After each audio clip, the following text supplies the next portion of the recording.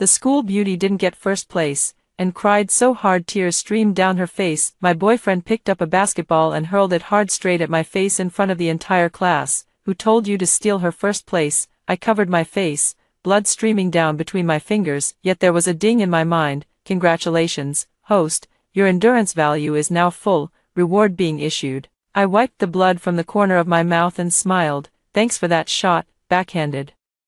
From both sides, slapping each of them once, the whole class fell into a deathly silence, and the scumbag and the campus Belle were completely stunned. The report cards were handed out. Tsuyaki's eyes turned red. She lay on the desk, her shoulders shaking. Several girls around her gathered over and comforted her in low voices. Yaki, don't cry, it was only 3 points. Yeah, second place is already very impressive. It's all that Chen Yen's fault. She never says a word in normal times, but she really knows how to push ahead in exams. I stuffed my report card into my backpack without expression. First place, Chen Yen. Second place, Tsuyaki. My boyfriend Zhou came back from the basketball court, drenched in sweat. He saw Tsuyaki crying and stopped in his tracks. A boy handed him a bottle of water and nodded toward me. Your girlfriend got first place again this time, and pushed Yaki out of it. Zhou's hand, as he twisted open the bottle cap, froze. He turned his head, his gaze passing through the crowd and landing on my face. There was no congratulations in that look,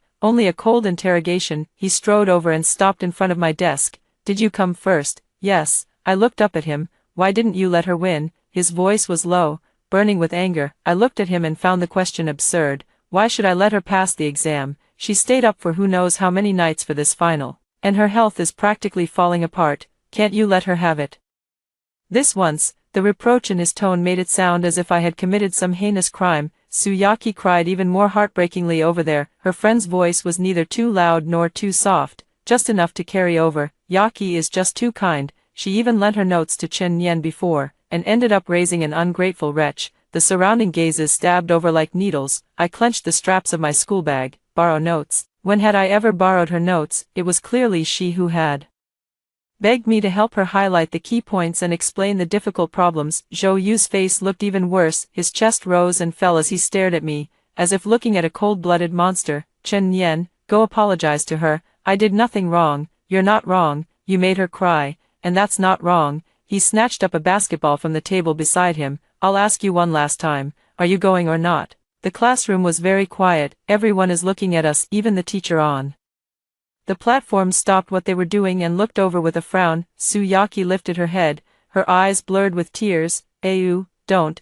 It has nothing to do with her. I just didn't do well on the exam myself. Her words were like a ladle of oil poured onto the fire in Zhou's heart. The fury in his eyes erupted completely. Who told you to snatch her first place? A furious roar. The basketball slipped from his hand, carrying the sound of the wind as it flew toward my face. I instinctively wanted to dodge, but it was too close. Bang, a dull thud. My head was slammed backward by a tremendous force, crashing hard against the wall behind me. The world instantly hummed. A warm stream gushed from my nose. I covered my face, blood seeping through the gaps between my fingers and dripping onto my white school uniform, blooming into red flowers one by one. I couldn't hear anything in my ears, only a sharp buzzing. My vision was blurry, and the lights on the ceiling were swaying. Zhou's face, Tsuyaki's face, the faces of my classmates, all twisted into strange shapes. At that moment, in my mind, a cold mechanical voice sounded. Ding, detected that the host has suffered an extremely unfair dual blow,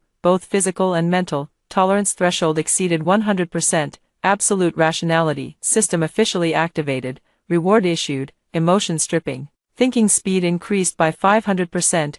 Crisis management ability max. Newbie mission. Handle the current crisis. In an instant, the ringing in his ears vanished. The dizziness before his eyes also faded. The world became clear again. The excruciating pain of a fractured nasal bridge. The dull ache from the back of my head striking the wall. All of it turned into a string of analyzable data, no longer affecting my thinking. I slowly lowered my hand. I wiped the blood from the corner of my mouth, laughed. I met Zhou's face, twisted with anger. Thank you for that shot. He froze. The whole class was stunned. Tsuyaki's crying also caught in her throat. Before they could react, I moved, left hand, smack. A crisp slap landed hard on Tsuyaki's face. She was stunned on the spot, and 5 finger marks quickly surfaced on her fair cheek. Right hand, smack. A louder slap landed on Zhou's face. His head was knocked to the side, and his face wore the same expression of disbelief as mine. The entire classroom fell into dead silence. You could hear a pin drop. I withdrew my hand and looked at the two of them,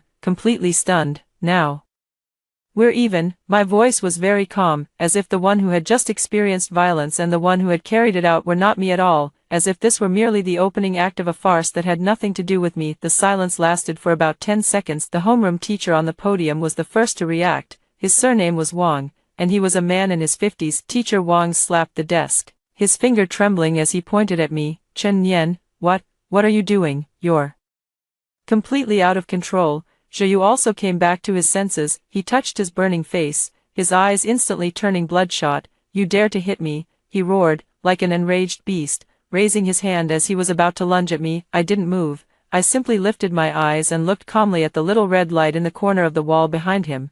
There are security cameras in the classroom. My voice wasn't loud, but it was clear enough. Zhou Yu's raised hand froze in midair. My words pulled him back to his senses. If he hit someone, especially under surveillance, a disciplinary notice would be unavoidable. Suyaki covered her face and finally burst into tears, this time with genuine grievance and fear in her sobs. Teacher, she hit me. A few girls hurriedly held her up and glared at me angrily. Chen Yan, are you crazy? Yaki was so kind as to help you, and you hit her. Apologize to Yaki and brother you right away. I ignored those noisy voices. My brain, boosted by the absolute rationality system, was spinning at high speed. Crisis assessment. Current situation, the enemy outnumbers us. Core conflict, Zhou Yu's violent behavior and my act of retaliation. Key evidence, no. 1. Zhou Yu smashing my basketball, no. 2. My act of slapping them. Best strategy, avoid verbal entanglement, leave the scene immediately, preserve the evidence, and follow the official process. I bent down, picked up the backpack that had fallen to the ground, and slung it over my shoulder. Apologize. I looked at Zhou Yu, my eyes showing no anger, only the kind of scrutiny one would reserve for an object. You hit me with a basketball, causing what may be a fractured nose bridge and a mild concussion. I slapped you once. By the principle of equivalent harm, you still owe me a lot. I looked at Suyaki again. As for you, you spread rumors that I borrowed your notes and defamed me, damaging my reputation. This slap is the price of slander. My words were clear and logically structured, like I was reading out a legal document. Suyaki's sobbing came to a sudden halt, and her eyes darted away. I just what? I stepped closer, just took the key points I marked for you and claimed they were notes you lent me, just took the problems I explained to you and treated them as a favor you did for me. Suyaki, do you want to pull up our chat records from 2 months ago? Suyaki's face instantly turned pale. Zhou Yu stepped in front of her and roared at me. Shut up. You're not allowed to talk about Yaki like that. Feeling guilty, I looked at him. Are you stupid, or do you simply not care about the truth? Zhou Yu trembled with anger, but because of my calmness and the presence of the surveillance cameras, he didn't dare to make another move. Teacher Wang stormed down from the podium in a fury. Chen Yan, come to my office with me, and you, Zhou Yu, Suyaki, come with me too. Instruction analysis. Entering the office will trigger a second round of verbal conflict. The other side has a homeroom teacher as authoritative support. Suyaki is playing the perfect victim, and Zhou Yu is acting as her protector. We are at a disadvantage. Plan revised. Refuse to enter an enclosed space and make the incident public. I didn't move. Mr. Wang, I need to go to the hospital for an injury examination now. I pointed to my nose, which was still bleeding, according to school regulations. If a student suffers a personal injury during school hours, they should seek medical attention immediately and keep all medical records. As the homeroom teacher, you should know this better than I do. Mr. Wang was left speechless by my words. Looking at my face covered in blood, he couldn't find any reason to refute me for the moment.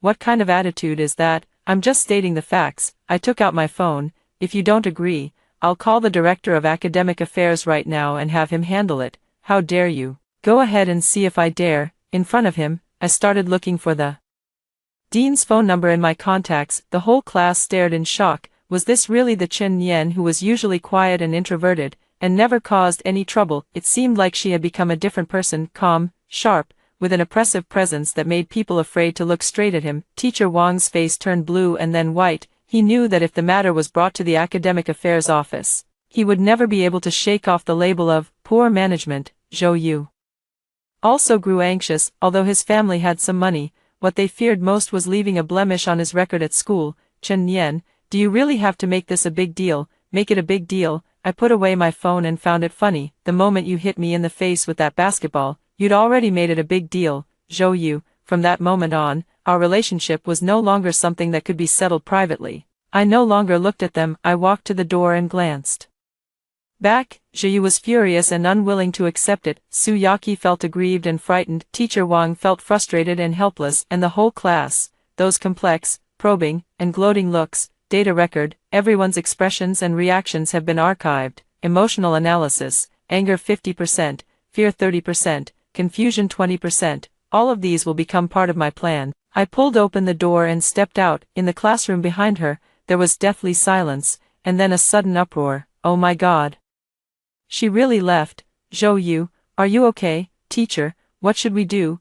I didn't look back. The wind in the hallway brushed against my face, a little cold. The blood in my nose was still slowly flowing, but in my heart, everything was perfectly clear. Zhou Yu, Su Yaqi, this was only the beginning. Everything you have inflicted on me, I will make you repay tenfold, 100-fold, in the most rational way. I didn't go straight to the campus hospital. The school clinic's diagnosis is easily interfered with by forces within the school. I walked out of the campus gate and took a taxi to the city's largest Class A tertiary hospital. I registered, got an X-ray, had the wound debrided, and picked up the diagnosis report. I handled the whole process in an orderly manner. Diagnosis: minor fracture of the nasal bridge, facial soft tissue contusion, mild concussion. Medical advice: rest for 1 week, avoid strenuous exercise, and return for regular follow-up visits. I collected all the receipts, invoices, and diagnostic certificates, photographed them with my phone, and uploaded them to the cloud as a backup. After doing all this,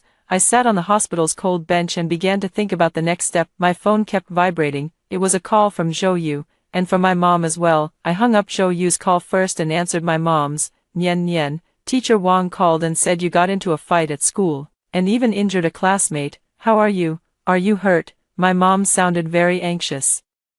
She is a typical traditional woman, kind, timid, and most afraid of causing trouble. Mom, I'm fine. How could it be nothing? The teacher said you beat up Zhou Yu and a girl from his class. Nian Nian, what exactly happened to you? Tell mom the truth quickly. He hit first, I stated calmly. Zhou Yu hit my face with a basketball. I'm in the hospital now, and the doctor said the bridge of my nose is fractured. There was silence on the other end of the line. After a long while, my mom's voice, thick with tears, came through. A fracture? Is it serious? Then why did you have to hit back? He's your boyfriend. Why couldn't you just let him have his way a little? Now look what happened.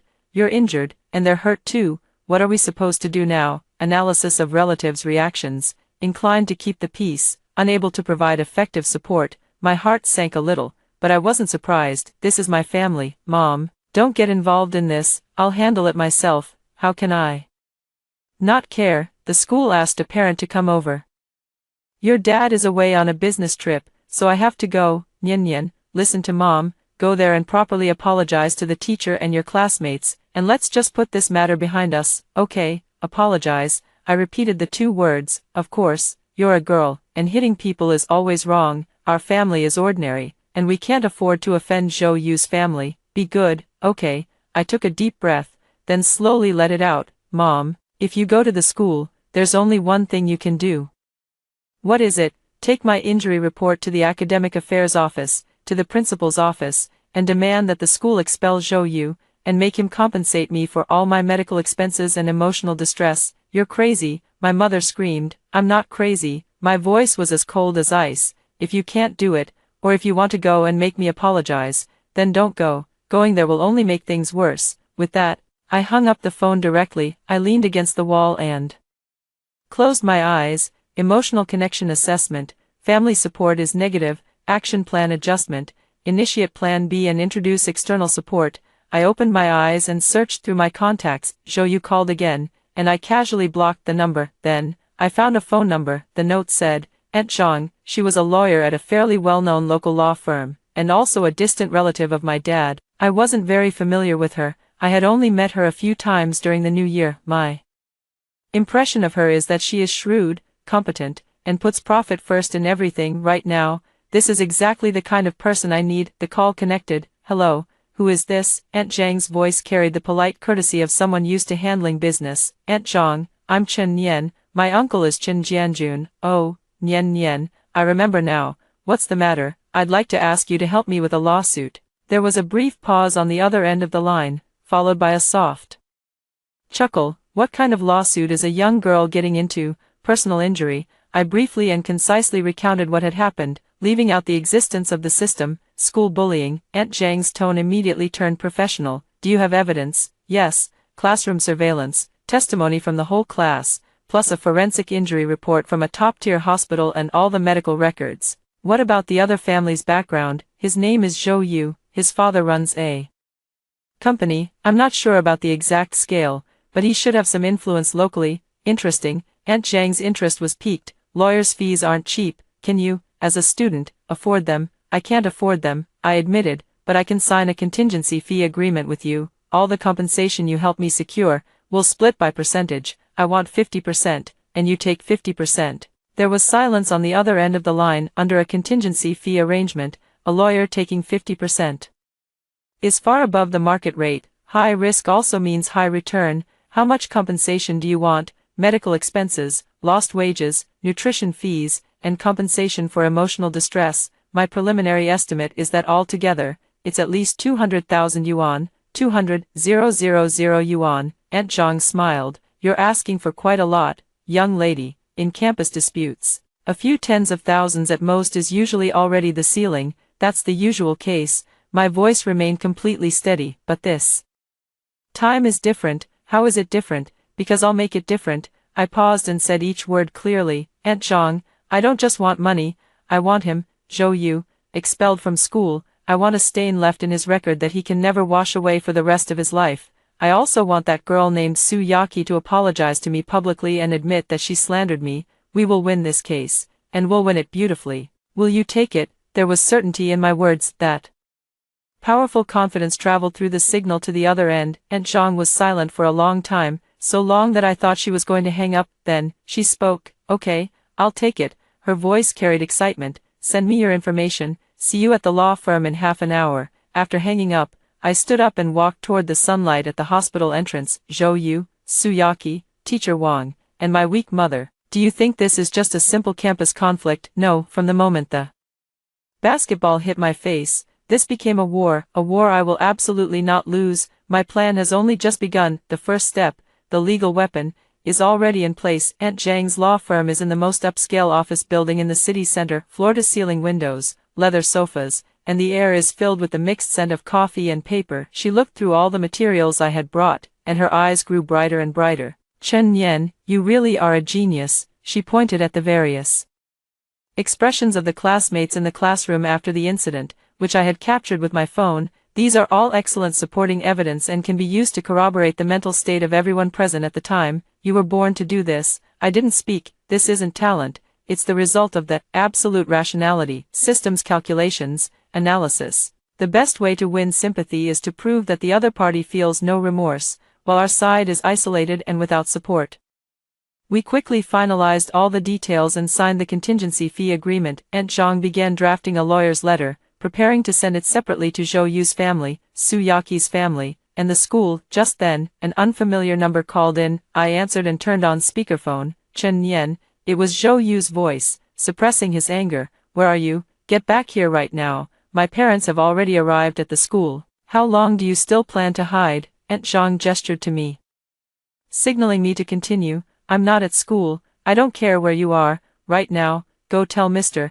Wang that you started it first and that you were in the wrong, then apologize to Yaki. I can consider asking my dad to compensate you a little for your medical expenses. His tone was matter-of-fact, as if he were condescendingly doing me a favor. Apologize? I asked. What else? What do you want? Don't push your luck and turn down a face-saving offer. Do you really have to make this ugly for everyone? Zhou Yu, I interrupted him, my voice calm and steady. I'm calling to inform you of one thing. He froze for a moment. What is it? From now on, we're broken up. There was a deathly silence on the other end of the phone. After a while, he seemed to have heard the biggest joke in the world. Break up? You're bringing up a breakup with me. Chen Nian, get this straight. I'm the one dumping you. A venomous woman like you. Who would ever want you? Okay, you're dumping me. Fine, I didn't care at all about this kind of verbal spat. The reason for the breakup is that you assaulted me without cause, resulting in personal injury. From both a legal and moral standpoint, our relationship has come to an end. For all subsequent communications, please contact my attorney, Ms. Zhang Hui. I looked at Aunt Zhang, and she smiled at me and nodded. Lawyer, Zhou Yu's voice rose, full of disbelief. You hired a lawyer for this petty crap? Are you crazy? This isn't petty crap, it's a criminal case, I corrected him, according to Article 234 of the criminal law. Anyone who intentionally injures another person's body shall be sentenced to fixed-term imprisonment of not more than 3 years, criminal detention, or public surveillance. Your actions have already met the threshold for filing a case. On the other end of the phone, rough, heavy breathing came through. I could imagine the furious, disbelieving expression on his face at that moment. Emotion analysis. The other party has fallen into rage and confusion. An information asymmetry advantage has been established. Zhou Yu, the moment the basketball hit my face, you should have known this day would come. My lawyer's letter will be delivered to your father's company tomorrow. Good luck. After saying that, I hung up the phone directly. The whole world fell silent. Aunt Zhang looked at me, her eyes full of admiration. Well done, we recorded this call. He personally admitted that he told you to get back here, and he even suggested settling it privately with a little medical expense, all of which is evidence of his guilty conscience. She stood up and patted me on the shoulder. Don't worry, leave the rest to me. By the time I walked out of the law firm, it was already dark. The call from the director of the school's academic affairs office came through, his tone carrying official authority. Is this Chen Yan? I'm Director Li from the academic affairs office. Regarding this afternoon's conflict between you and classmates Zhou Yu and Su Yaki, the school takes this very seriously. Please come to the school conference room tomorrow morning at 9:00 a.m. with your parent. We'll resolve the matter together with Zhou Yu's parents. My parents aren't free. I was telling the truth.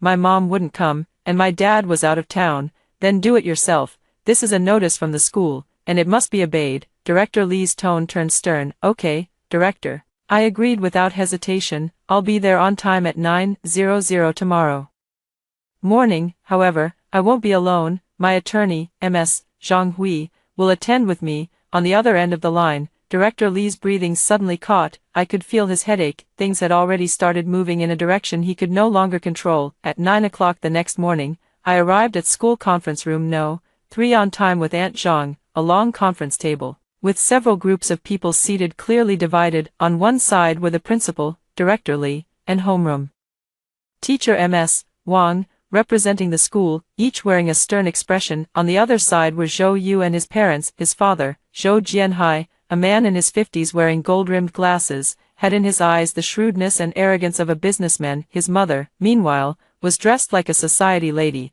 holding a handkerchief and dabbing at non-existent tears from time to time. She looked at her son with heartache. Zhou Yu sat between them, faint traces of finger marks still left on his face, glaring at me with venom in his eyes. Su Yaki and her mother sat in the corner, their posture delicate and frail, like two little white flowers swaying in the wind. As soon as I appeared, all eyes focused on me. I had no makeup on. The bruise on my temple and the medical tape on the bridge of my nose were clearly visible, standing in stark contrast to my calm expression. Classmate Chen Yan, and this is... The principal pushed up his glasses and looked at Aunt Zhang beside me. Aunt Zhang took a business card out of her briefcase and handed it over. Hello, Principal Gao, I am Chen Yan's attorney, Zhang Hui. From now on, I will be fully responsible for communicating with the school and the party at fault regarding the physical injury Chen Yan suffered on campus. Her words were like a stone thrown into a calm lake. Zhou Jianhai's brows immediately furrowed. Director Li and Teacher Wang looked even more grim. They clearly hadn't expected that I, an ordinary student from an average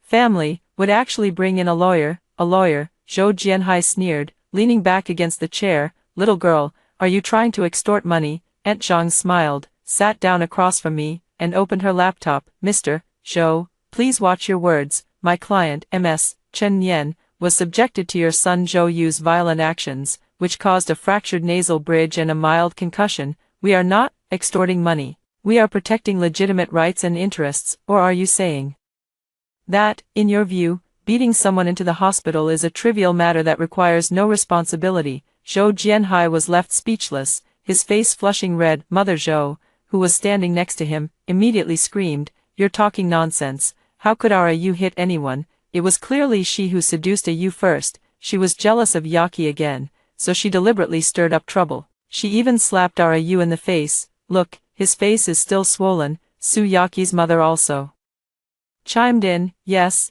Yaki was also hit by her. The child was frightened and didn't sleep well all night last night. Yaki lowered her head at just the right moment, her shoulders trembling slightly as she began to sob softly. In an instant, the meeting room was filled with accusations against me. The principal cleared his throat and began to smooth things over. All right, say a little less. We invited everyone here today to solve the problem, not to start an argument. Zhou Yu was wrong to make the first move, but Chen Nian also hit back. I think this is just a small friction between young people, an impulsive act in the heat of the moment. He looked at Zhou Jianhai. Chairman Zhou, what do you think? How about having Zhou Yu apologize to Chen Nian? Our school and your side will share the medical expenses. Then, Chen Nian, you should also apologize to classmate Yaki. After all, hitting someone is wrong. Let's just let this matter end here and not let it affect the children's studies. Okay, this whole line of talk perfectly embodied what it means to smooth things over. Zhou Jianhai was very satisfied with this plan.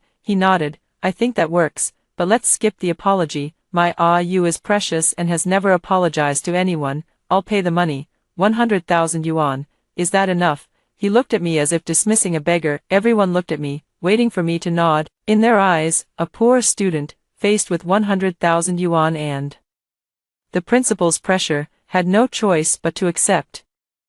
I finally spoke up. Not enough. My voice was very soft, yet it instantly silenced the entire conference room. Zhou Jianhai's smile froze on his face. I looked up, my gaze sweeping over everyone present. My demands were conveyed to you yesterday through my lawyer. First, expel Zhou Yu and record this campus violence incident in his file. Second, Yaki must publicly read an apology letter in front of all the school's teachers and students, admitting to her defamation of my reputation. Third, compensation. This includes medical expenses, nutritional expenses, follow-up treatment costs, and emotional distress damages, for a total of 300,000 yuan. Any one of the above three terms is indispensable, otherwise, we'll see each other in court. As soon as I finished speaking, the whole room was stunned. You're crazy. Zhou Yu was the first to jump to his feet. 300,000. And you want to fire me too? Dream on. Zhou Jianhai's expression darkened completely. He slammed his hand on the table and pointed at me. You little brat, I've been giving you face, haven't I? Don't think hiring a lawyer means you can scare me. I'm telling you, I, Zhou Jianhai, have never been afraid of anyone in Chengnan. You want to report my son, I'll make sure you can't even keep going to school. Believe it or not, a blatant threat. The principal and Director Li both changed expression, wanting to intervene but not daring to. Aunt Zhang, however, smiled. She pressed the stop button on her phone's recording, then played back what Zhou Jianhai had just said. I can make it so you can't even go to school. Believe it or not, the clear recording echoed through the conference room. Zhou Jianhai's expression changed from anger to stunned disbelief, then to panic. Mr. Zhou, your remarks just now have already constituted a threat and intimidation. This recording will become new evidence for us in court. Aunt Zhang put away her phone and stood up. It seems today's mediation can't continue. Principal Gao, Director Li, my client has been explicitly threatened today. For the sake of her personal safety, we will leave now. For any further communication, please contact my office directly. After saying that, she took me with her and walked toward the door under the stunned gazes of the crowd. When we reached the door, I stopped and looked back. Zhou Jianhai was trembling all over with anger. Zhou Yu's eyes were filled with unwillingness. On Yaki's face, there was not only fragility, but also panic. Knew they wouldn't let this go. Their retaliation would come soon, and that was precisely part of my plan. Just as I expected, that afternoon, the school's Tiaba and a well-known local forum were flooded with posts. The headlines were each more sensational than the last. Shocking, a top female student at No. 1 high school turns on her boyfriend for money, violently assaulting him and an innocent female classmate. Poverty is not a sin, but greed is. Uncovering the schemes and violence behind the top rank. I'll say something fair about those things in class 3-1. The content of the posts is more or less the same, all portraying me as a sinister, jealous, vicious woman who would stop at nothing for money. They say that because Yaki comes from a well-off family and is popular, I targeted her everywhere. They say that because Zhou Yu said a word for Yaki, I flew into a jealous rage and struck first. The post also came with pictures. One was a photo of Soo Yaki covering her face, eyes brimming with tears, her cheeks swollen and red, looking pitifully helpless. Another was a photo of Zhou Yu with finger marks on his face, frowning in restraint, making him look very innocent. As for my injuries, they were brushed off as merely a minor superficial wound. The posters were all anonymous IDs, but their tone made them sound like classmates, and their stories seemed detailed and convincing. In an instant, public opinion was completely detonated. Students and netizens, unaware of the truth, began to heap criticism on me. Oh my God, you really can't judge a book by its cover. Why would someone with such good grades do something like this? For 300,000, you don't even want your face anymore. You must be crazy for money. Poor school beauty and school hunk. Running into someone like this is just terrible luck. People like this should be expelled. My phone was blown up, with all kinds of insulting texts and calls flooding in. My mom also called, crying as she begged me, Nyen Nyen, forget it, we can't beat them, listen to mom and go apologize, we don't want the money anymore, can you just go back to school and study properly? Public opinion attack initiated, intensity, moderate, impact scope, within the school and local online networks, analysis. The enemy is attempting to use moral coercion and public pressure to force our side to abandon its demands. Countermeasure, launch the evidence chain counterattack plan. I hung up on my mom and put my phone on silent, then I sent an encrypted file to Aunt Zhang. Aunt Zhang, you can begin now. Got it, Aunt Zhang replied instantly, just wait and watch the show. Half an hour later, the official Weibo account of Zhang Hui Law Firm published a long article. The title was, Public Disclosure of the Facts and Evidence in the Case Involving Ms. Chen Yan, whom our firm represents, on intentional injury and defamation of reputation. The article carried no emotion, merely listing the evidence calmly. First piece of evidence: an official diagnosis report issued by a municipal top-tier hospital, bearing its official seal. It clearly states in black and white, a minor fracture of the nasal bridge, multiple soft tissue contusions on the face, and a mild concussion. Attached below are high-definition photos I took at the hospital after the injury, showing my face covered in blood and my swollen nose. The photo of Biswayaki's red cheeks was more than 100 times more striking. The second piece of evidence: a surveillance video that had been technically processed to remove background noise. The video was short,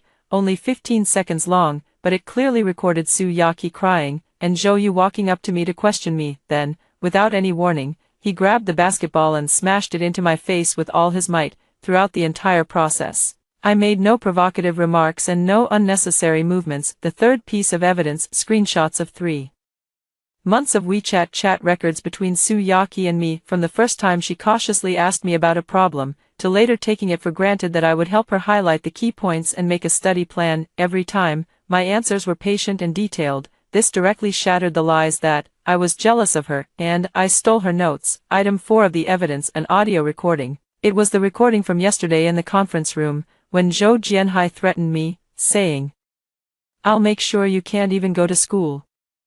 These 4 pieces of evidence were like 4 heavy bombs dropped into what had originally been an overwhelmingly one-sided public opinion field. After the long post was published, it was reposted by major local news and information bloggers in less than 10 minutes. The tide turned in an instant. Holy crap, what a reversal. The basketball hit him right in the face. Is he trying to kill someone? Oh my God, these chat logs. Soo Yaki is way too much of a saintly hypocrite, treating someone like a free tutor and then stabbing them in the back. That dad is even worse. He hit someone and is still this arrogant, directly threatening to expel them. What is this? The mafia, those who used to criticize Chen Yan. Does your face hurt? This is the real victim of school bullying. #Ejong school bullying. This topic must trend. The perpetrators must be severely punished. The flames of public opinion, burning 10 times more fiercely than before, were directed at Zhou Yu and Soo Yaki. The name and address of Zhou Jianhai's company, as well as the workplaces of Soo Yaki's parents, were all dug up by angry netizens. The school's official phone lines and the City Education Bureau's hotline were brought to a standstill. I looked at the comments constantly refreshing on the computer screen, my expression unchanged. Zhou Jianhai, don't you like using money and power to solve problems? Soo Yaki, don't you like playing the victim to win sympathy? Zhou Yu, don't you think violence can override everything? Now, I'm giving you back the very thing you're best at. I've moved the battlefield from the conference room to right before everyone's eyes. In this trial called justice, you are the ones who are guilty, ding. In my mind, the system's voice sounded again. Phase mission, public opinion reversal, completed, evaluation, perfect, reward, unlock the logic trap, skill. Just then, my phone rang. It was an unfamiliar number, but the caller ID showed the principal's office. I answered, on. The other end of the line was Principal Gao's voice, almost pleading. Student Chen Yan, are you free right now? Can we talk again? Okay, we can agree to all of your terms. We can agree to them all. I did not immediately agree to the principal's request. Principal, this is not the time to talk. My voice passed through the electricity, as calm as a block of ice. The online public opinion was not guided by me. It was Zhou Yu's family's actions that provoked public outrage. It takes the one who tied the bell to untie it. You should go to them. I did. How could I not have looked for them? The principal's voice sounded on the verge of tears. Zhou Jianhai's phone is practically blown up, and a crowd of reporters is blocking the company entrance. He's begging me now, asking me to find you and talk about a settlement. Chen Yan, I'm begging you as your teacher.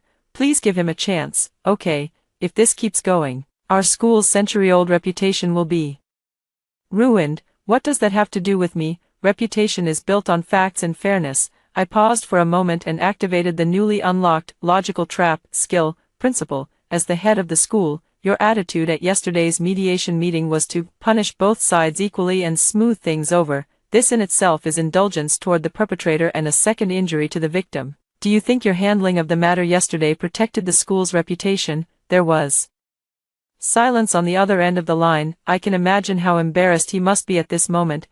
So, this is not a matter of whether I am giving an opportunity or not. It's a question of whether the school, the Zhou family, and the Su family are willing to give fairness a chance. I set the tone for this conversation. The initiative must be firmly in my hands. Here's what we'll do, Principal. Tomorrow at 10 in the morning, in yesterday's conference room, I hope to see a solution that satisfies me. If I do not, my lawyer will file a lawsuit directly with the court, and I will also use my real name to report to the education authorities that one middle school engaged in inaction and cover-ups in handling the campus violence incident. With that, I hung up the phone. I have no sense of joy at victory, because I knew this was only winning back one round. The real battle is tomorrow. Aunt Zhang called soon after. Nicely done. What you just said was flawless. You made your tough stance clear while also giving the other side a way to back down. Their only choice now is to surrender completely. Will they be willing to? I asked. No, Aunt Zhang smiled, especially people like Zhou Jianhai,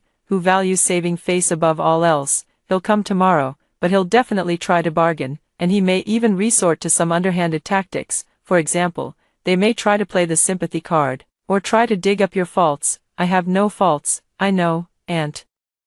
Zhang's tone turned serious, but they'll create one. Chen Yan, remember, tomorrow at the venue, no matter what they say or do, don't get angry, and don't let your emotions get the better of you. The calmer you are, the more impatient they become, and the more likely they are to make mistakes. Leave everything to me. All you need to do is make your final decision at the most critical moment. I understand. After hanging up the phone, I looked out at the night outside the window. The city was brightly lit, like a giant net. I, Zhou Yu, Su Yaki, each and every one of us, are all caught in this web. Some want to break free, while others want to pull everyone else in, and I am going to be the one who weaves the web. The next day, I walked into conference room No. 3 again. The atmosphere was completely different from yesterday. The arrogance on Zhou Jianhai's face was gone, replaced by deep exhaustion and resentment. The dark circles under his eyes were heavy, clearly from not sleeping all night. Zhou's mother was no longer crying or making a fuss. She just sat there silently,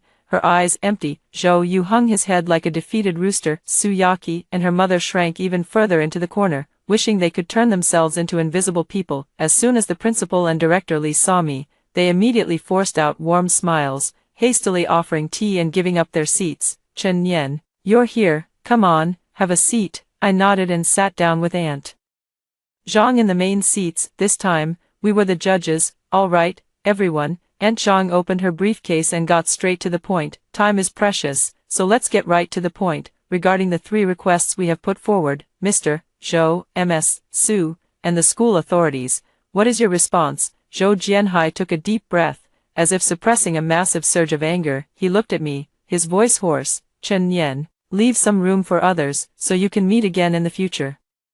I admit that my son was wrong to have struck first. 300,000, I'll pay it, and Zhou Yu will apologize, but expelling him from school, isn't that going too far? He's still just a child.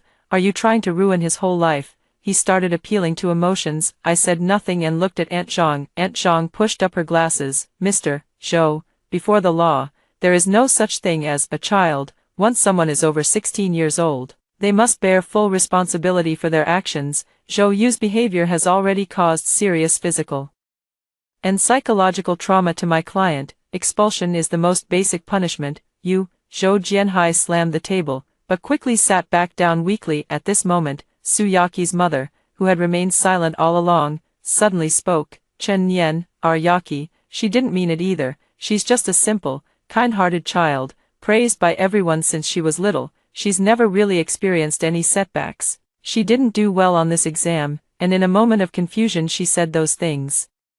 Can't you forgive her just once? Her voice was tinged with tears, sounding deeply sincere. If it had been the old me, I might have softened, but now, my mind held only cold, hard data analysis. Logic trap activated, detected that the other party is using a variant of the victim-blaming fallacy, the perpetrator innocence fallacy, counterattack strategy. Reveal the nature of their behavior. Rather than getting entangled in motives, I finally lifted my eyes and looked directly at Su Yaqi for the first time. Aunt Su, you say she's innocent. Would an innocent person take credit for the tutoring I helped her with and turn it into her favor to me? A simple person would. When Zhou Yu was violent toward me, say, you don't, this has nothing to do with her, so as to completely ignite his rage. A simple person would, after I was beaten, immediately cooperate with the Zhou family and take that kind of suggestive photo, then post it online to smear me. With every question I asked, Su Yaqi's face turned a shade paler. Her mother was speechless too. She isn't naive, she's a refined egoist. She isn't thoughtless either. Every step she takes is calculated. She enjoys my help while envying my achievements. She uses Zhou Yu's impulsiveness to hurt me, then plays the innocent white lotus afterward. My voice was not loud, yet it was like a scalpel, precisely slicing open Su Yaqi's hypocritical shell. Su Yaqi suddenly raised her head, her eyes full of resentment. I didn't. You're talking nonsense, Chen Nian. You're just jealous of me. You're jealous that everyone likes me, jealous that Zhou Yu treats me well. At last, she tore off her disguise. Really? I smiled. I took out my phone and opened an audio recording. This was accidentally recorded half a month ago, when I went to ask the physics teacher about a difficult problem. In the recording, it was the conversation between Su Yaqi and her friend. That Chen Nian is such a bookworm. I just sweet-talked her a little, and she gave me all the key points. Yaqi, you're amazing. Zhou Yu is completely head over heels for you. Of course, someone like Zhou Yu is simple-minded and well-built. He's the easiest to control. Once I finish the exam and get the guaranteed admission spot, I'll dump him. His family may be rich, but I can't stand the nouveau riche act his dad puts on. The recording playback has ended. The conference room fell into a deathly silence. Everyone's gaze was fixed on Su Yaqi's bloodless face. Zhou Yu suddenly turned his head and looked at her in disbelief. Yaqi, you. Zhou Jianhai's expression darkened even further. Black as the bottom of a pot, his family background, the thing he had always been most proud of, had actually been dismissed by a little girl his son held dear in the palm of his hand as nouveau riche. This was even more humiliating than being slapped in the face. Su Yaqi completely broke down. No, it's not like that. Ayu, listen to my explanation. That's enough, Zhou Jianhai roared, cutting her off. He stood up and looked down at Su Yaqi and her daughter, his eyes icy. The apology letter, prepare it yourselves. Our Zhou family's affairs have nothing to do with you anymore. After speaking, he turned to me, his expression complicated. Classmate Chen Nian, we lost. He seemed to have aged 10 years in an instant. Your terms, we agree to all of them. The 300,000 will be transferred to your lawyer's account this afternoon. Expulsion from school. I'll go speak to the principal myself. He looked at his own son, and for the first time, there was disappointment in his eyes. Zhou Yu, pack your things and get out of here. Go home. Everything has settled. Zhou Yu was expelled. On Monday's flag-raising ceremony, Su Yaqi read out a 3,000-word apology letter in front of the entire school, teachers and students alike. Her voice trembled, and she broke down in tears. But in the eyes of the audience below, there was no longer any sympathy. Only contempt and mockery. After deducting the lawyer's fees from the 300,000 yuan compensation, 150,000 yuan remained and was deposited into my card. My mom stared at that long string of numbers, so excited she didn't know what to do with herself. Nian nian, this much money, Mom, this is what they owe me. I handed her the card. Use this money to renovate the old house at home. As for the rest, do whatever you want with it, my mom cried, holding me, unable to say a word. I knew that. From this moment on, my position in this family had completely changed. I was no longer the daughter who had to be obedient and endure everything. I became the backbone of this family. School life returned to normal, but it was a little different. No one dared to point fingers behind my back anymore. The way my classmates looked at me changed from pity to awe. I was still in first place, and by a landslide, leaving the second-place student far behind. As expected, I became the city's top scorer in the college entrance exam. When filling out my college applications, I chose the capital's best university, the law school. After Aunt Zhang found out, she specially treated me to a meal. I knew it.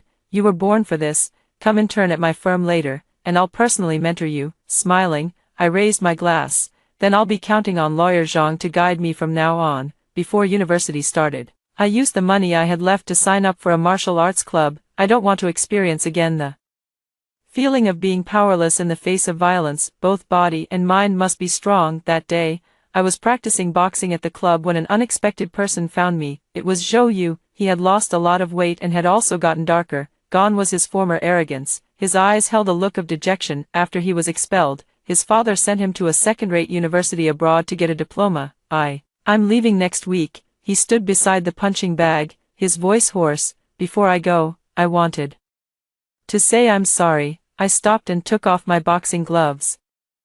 I accept your apology. He seemed not to have expected me to be so straightforward, and froze for a moment. You don't hate me. Hate? I shook my head. Zhou Yu, you're no longer important to me. I don't have the time or the energy to hate someone who has nothing to do with me. My calmness seemed to make him feel worse than any insult could. A bitter look appeared on his face. I used to be such a jerk. Yes, I did not deny it. He was silent for a long time, then took a small box out of his pocket. I was originally going to give this to you on your birthday. I opened it, and inside was a very beautiful necklace. It was the same style I had looked at many times from outside the shop window. No need. I handed the box back to him. We're even now. He did not insist further, silently taking the box back. Chen Nian, he looked at me one last time, his expression complicated. You have really changed a lot.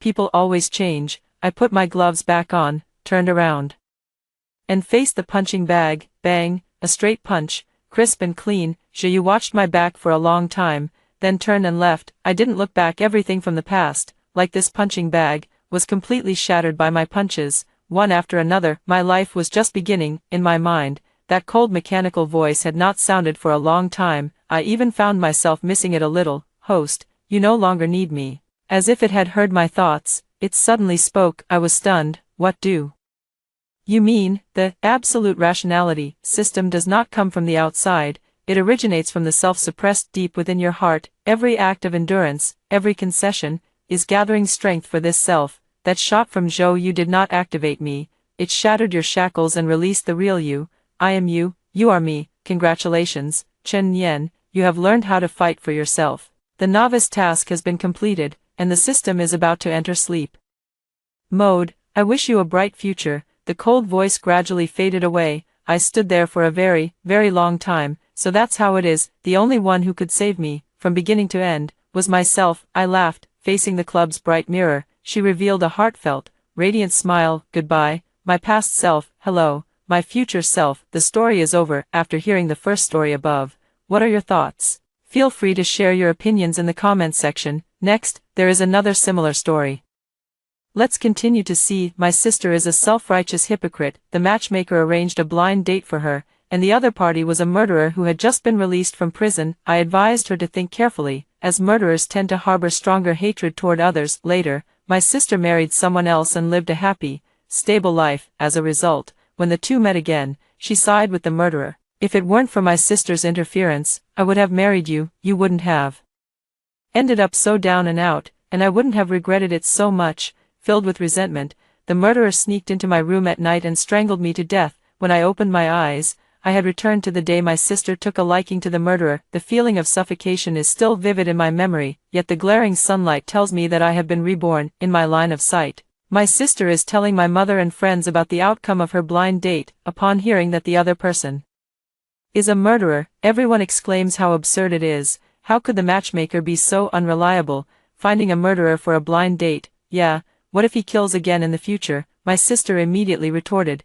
he doesn't seem like that kind of person to me. He's good-looking and quite honest, taking the initiative to tell me he's killed someone. I think it was just his youthful impulsiveness back then. If the other person hadn't been so unreasonable, why would he have hit that person and not someone else? As she spoke, her eyes were filled with heartache. He has no father or mother, and he's all alone out there. I want to give him a home. Besides, the law gave him a second chance, so why can't I? Yoonji, don't you think that's right? I was instantly jolted awake. In my previous life, she asked me the same question for my sister's own good. I seriously analyzed the psychology of a murderer with her. I explained that such murderers, especially those who attack without justifiable defense, harbor stronger hatred toward others, and advised her to think carefully. I also told her that if she really married someone with a criminal record, it could affect the next generation. At that time, my sister's face turned pale, and she remained silent. It was my mother who, upon hearing about it,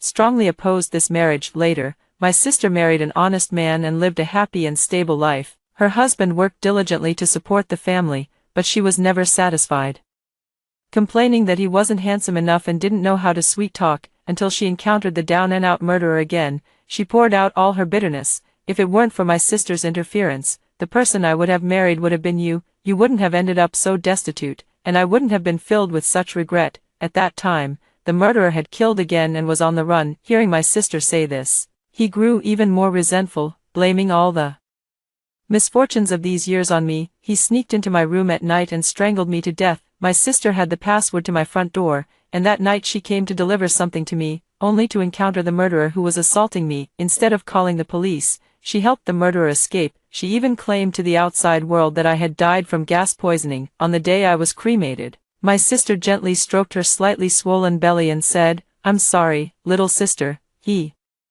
can't be caught. The child can't be without a father. If you hadn't provoked him, why would he have killed you?" My mother also wept quietly beside her, saying, "I looked it up online. Harboring a murderer is also a crime. If you were still alive, you definitely wouldn't want your sister to go to jail or her child to be implicated, right?" Still lost in thought, my sister nudged me again and said, "Yoonji, I'm asking you a question." I gathered my thoughts and replied with a smile, "Sis, I'm just an ordinary middle school teacher with a simple social circle, and I'm younger than you. How would I know anything about marriage? But this is my sister's marriage. Who she marries should, of course, be decided by my sister and mom." After hearing my words, my sister launched into another round of persuasion with my mom. She kept saying how pitiful and hard the other person's life was, and that a murderer without parents would be easier to marry into the family, and that the social connections and family background wouldn't be complicated. My mother has always favored my sister, and their saintly dispositions are cut from the same cloth. She agreed almost immediately. After all the arrangements were made, even the wedding date was set. Who would have thought that on the very day the wedding date was set, my mother called me again. "Yoonji, you know our family's situation. It's already not easy to support you through college, even though it's a son-in-law marriage. We can't skimp on what should be there, so you have to cover the wedding expenses. Our family only has 2 daughters. My older sister, Su Yuntao, stays at home to marry a son-in-law and is raised like a son. In my mother's eyes, everything is considered for my sister. So, my mother said the same thing in my previous life. She even emotionally manipulated me, saying that if she ever had any health issues in the future, my sister would be the one to take care of her. Now that my sister is getting married, I should be the one to pay for it. Most importantly, if something were to happen to her in the future, my sister and I would be the only ones left in this world who are truly close. The wedding almost wiped out all of my savings, but now, I don't want to be emotionally manipulated by them anymore. So I spoke up, "Mom, it really wasn't easy for you to support me through school, but my college tuition was all covered by loans, and I earned my living expenses by working part-time at a small restaurant and tutoring. You're my mother, and if you ever get sick or have health issues in the future, of course I won't just ignore you, right? I really don't have any money. All the money I've earned over the years has gone toward paying off loans. Didn't my sister say?" my future brother-in-law has no parents, so he definitely doesn't care about all that. If you don't believe me, ask my sister." Sure enough, as soon as my mom asked my sister, holding the murderer Lu Xiaofeng's arm, shyly replied, "Xiaofeng said that after we get married, our family will be his family, we don't need to worry about all those formalities." Although they said everything should be kept simple, my mom still made the wedding lively and bustling. As for me, I rented a place to live outside before they got married. In my previous life, my sister married someone else, and I often went home to visit my mother. Each time, I brought expensive nutritional supplements, just wanting to fulfill my filial duties properly. In this life, I won't be foolish anymore. I'll save my own money well and focus solely on planning for myself. My mother noticed my distance and often called to ask me to come home, but each time, I used the excuse of being busy with school and preparing lesson plans to brush her off. I didn't dare to be under the same roof as a murderer. If I said the wrong thing, I wouldn't even know how I'd be killed. Until that day, my mom called me again. Before she could speak, I quickly said, "Mom, if there's something, just tell me directly. I'm writing lesson plans right now, and I have a public class tomorrow." My mom's voice was filled with anxiety. "Yunji, come back quickly and take a look. Your sister and your brother-in-law are arguing." Besides my mom's voice, there were also noises of quarreling and things being thrown on the other end of the phone. Hearing this, I smiled and comforted her. "Mom, isn't it normal for couples to argue? My sister loves her husband so much. They'll be fine by tomorrow." As soon as the words left my mouth, my sister's scream came through the phone. My mother dropped the phone, her voice almost breaking as she shouted, "Yuntao." I pretended to call out a few times, but there was no response on the other end, so I hung up the phone directly and went back to reading. By the time my mom called back, it was already noon the next day. There was no other reason. It was simply because I usually told her that I was busy with classes in the morning, so I rarely answered her calls. The moment the call connected, the sound of my mom crying came through. She kept chattering to me about what happened last night. It turns out that after marriage, my sister and Lu Xiaofeng have always been very sweet, inseparable, but less than 2 months after marriage, problems started to arise. Although marriage brings a home, married life still requires taking responsibility for the daily necessities. My sister is the only one working, while Lu Xiaofeng's job is hitting walls everywhere. On top of that, due to the pandemic, the economy is in a slump, and their income is far from keeping up with their expenses. Until last night, when my sister complained a couple of times, Lu Xiaofeng suddenly flew into a rage and slapped her across the face. The conflict between the two of them escalated instantly, with fighting and smashing things. In the end,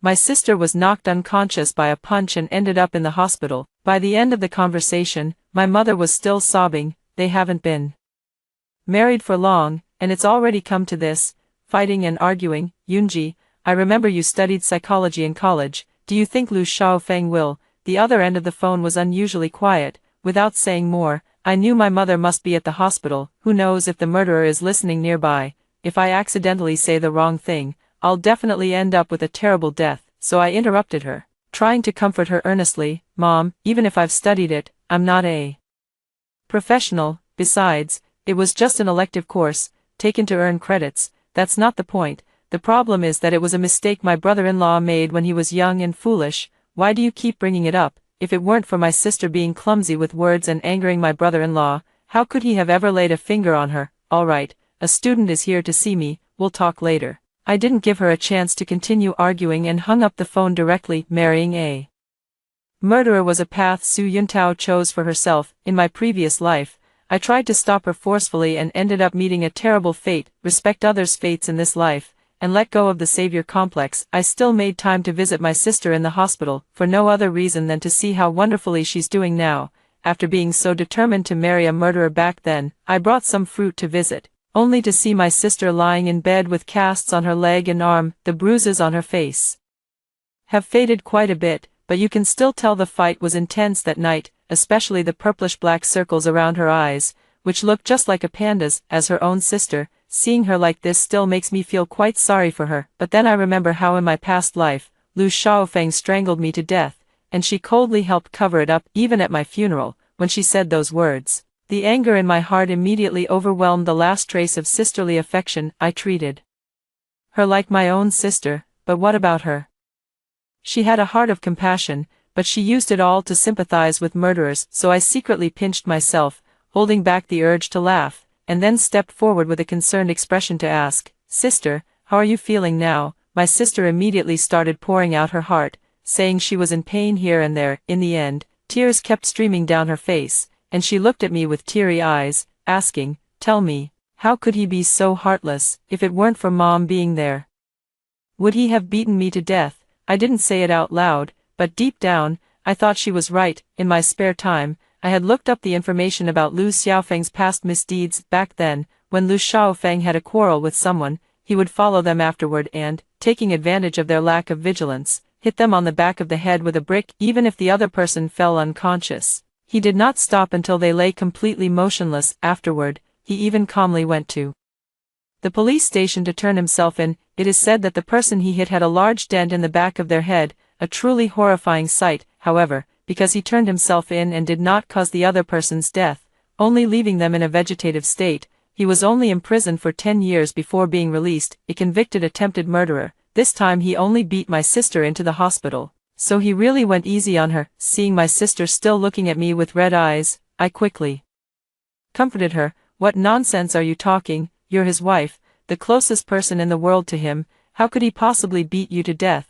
I think the reason he did this is because he loves you too much and cares about you too deeply. Think about it, if it weren't for love, why would he care so much about what the other person says?" My sister was amused by my words, letting out a laugh as she wiped away her tears and said with a smile, "That's true, I won't say such things carelessly again." I never imagined that this time, I would once again be just one step away from death, because right after my sister finished speaking, she immediately called out in the direction of the bathroom, "Honey, did you hear that now?" A low, gloomy response came from the bathroom, "I heard you," a simple exchange, enough to make my scalp tingle and my hair stand on end. I couldn't imagine what would have happened if I hadn't had the experience from my past life, if I had escaped the previous incident and persuaded my sister this time. I'm afraid the other person would have come straight out of the bathroom, either stabbing me to death with a knife or strangling me outright. My spine chilled as I quietly watched this usually cheerful and exceptionally amiable sister. She acted as if nothing had happened,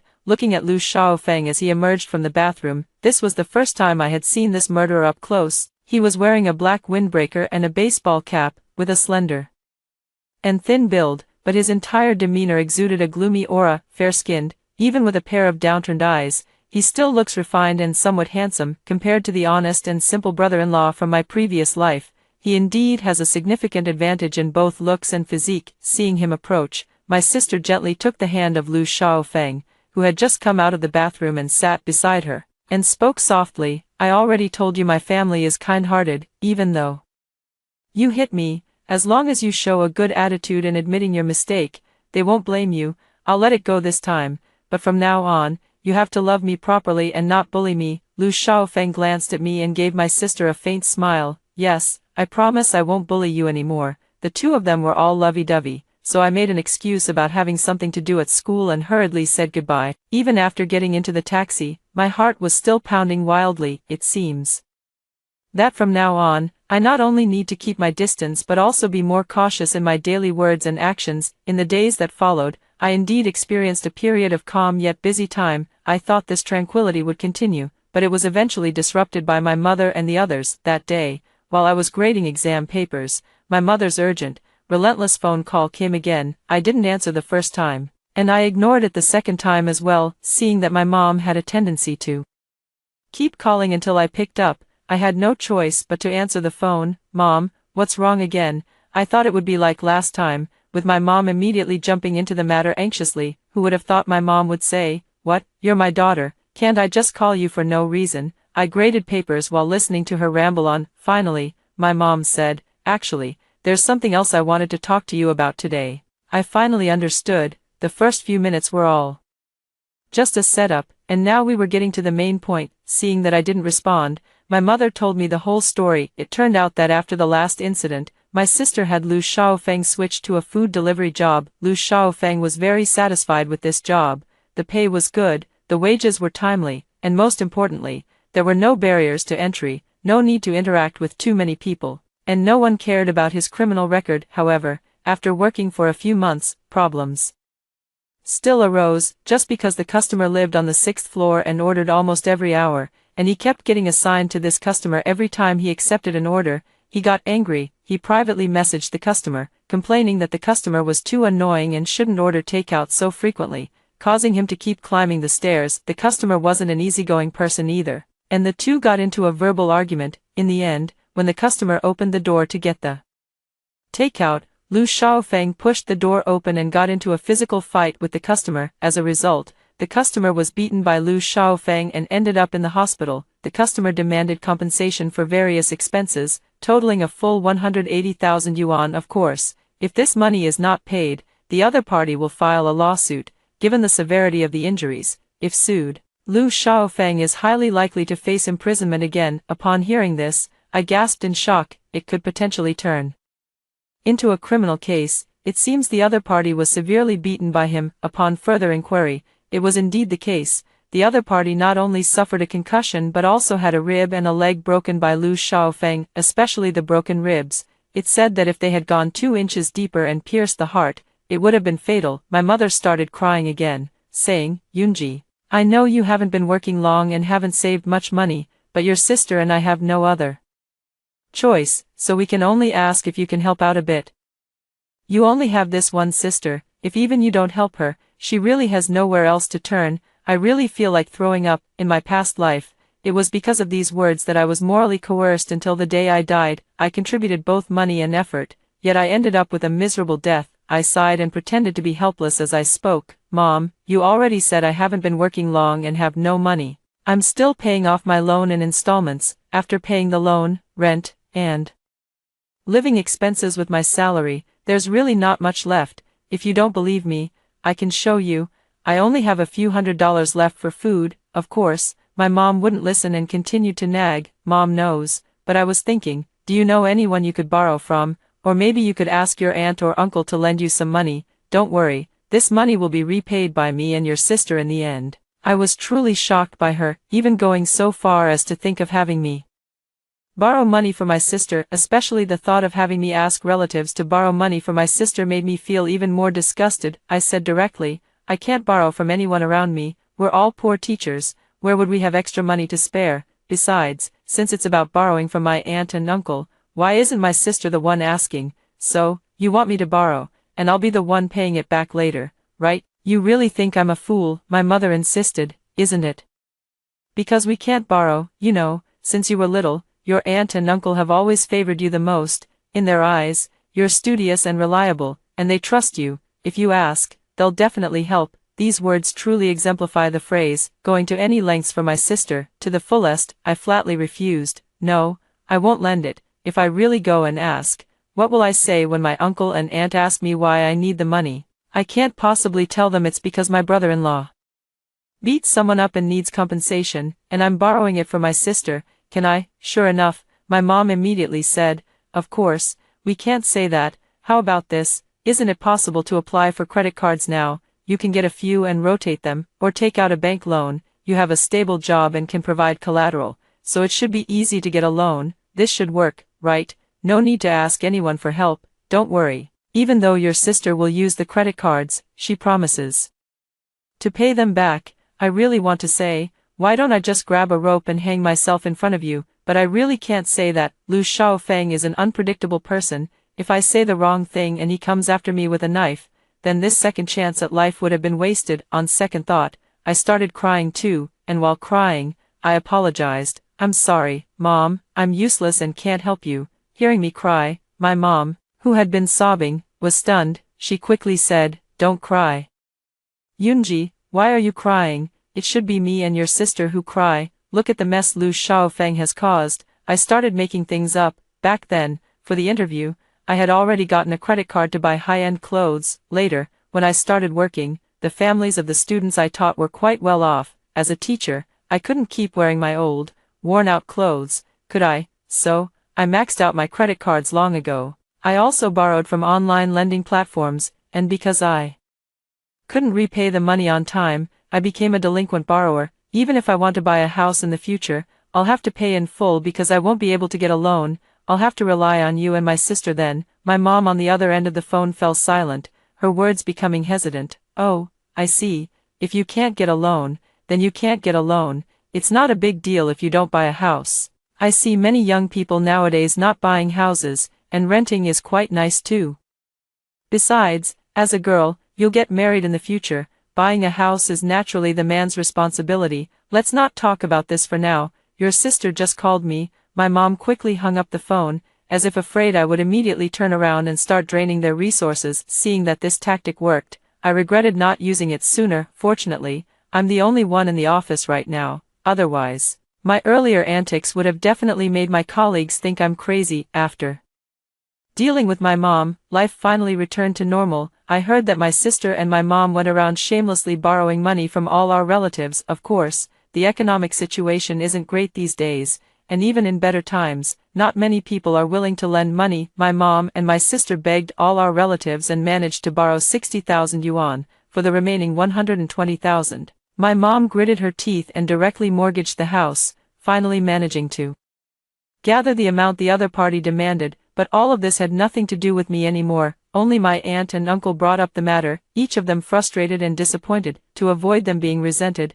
I only hinted subtly that this was my sister and her husband's affair, and we should respect her choice. In a word, my aunt and uncle stopped talking about it. After all, we are family, and no matter how much we try to avoid meeting, there are times when it's unavoidable. I saw my sister again 2 months later. My mom was busy cooking in the kitchen, and in the living room, my sister was holding Lu Xiaofeng's arm, showering him with praise. Actually, people only learn what it means to cherish something after going through hardships. For example, your brother-in-law and I have truly become a couple who have weathered storms together. What happened last time is in the past now, and your brother-in-law has realized his mistake. He treats me even better than before. Seeing her leaning happily against Lu Xiaofeng, I could only smile and agree. That's natural. As long as you two are doing well as a couple, nothing else matters. My sister laughed heartily and sent Lu Xiaofeng to help our mother. Finally, she leaned in close to me and shyly said, "You silly girl, you probably didn't understand all the meanings behind what I said was good.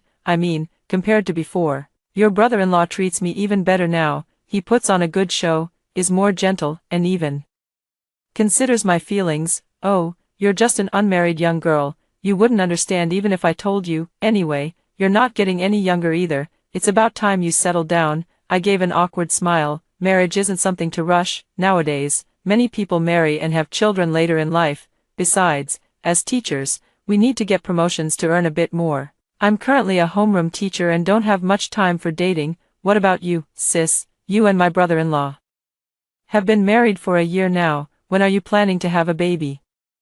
It seemed like the words had hit the mark. My sister gently stroked her still flat stomach, a look of happiness on her face. "I'm pregnant. The doctor said it's been over a month.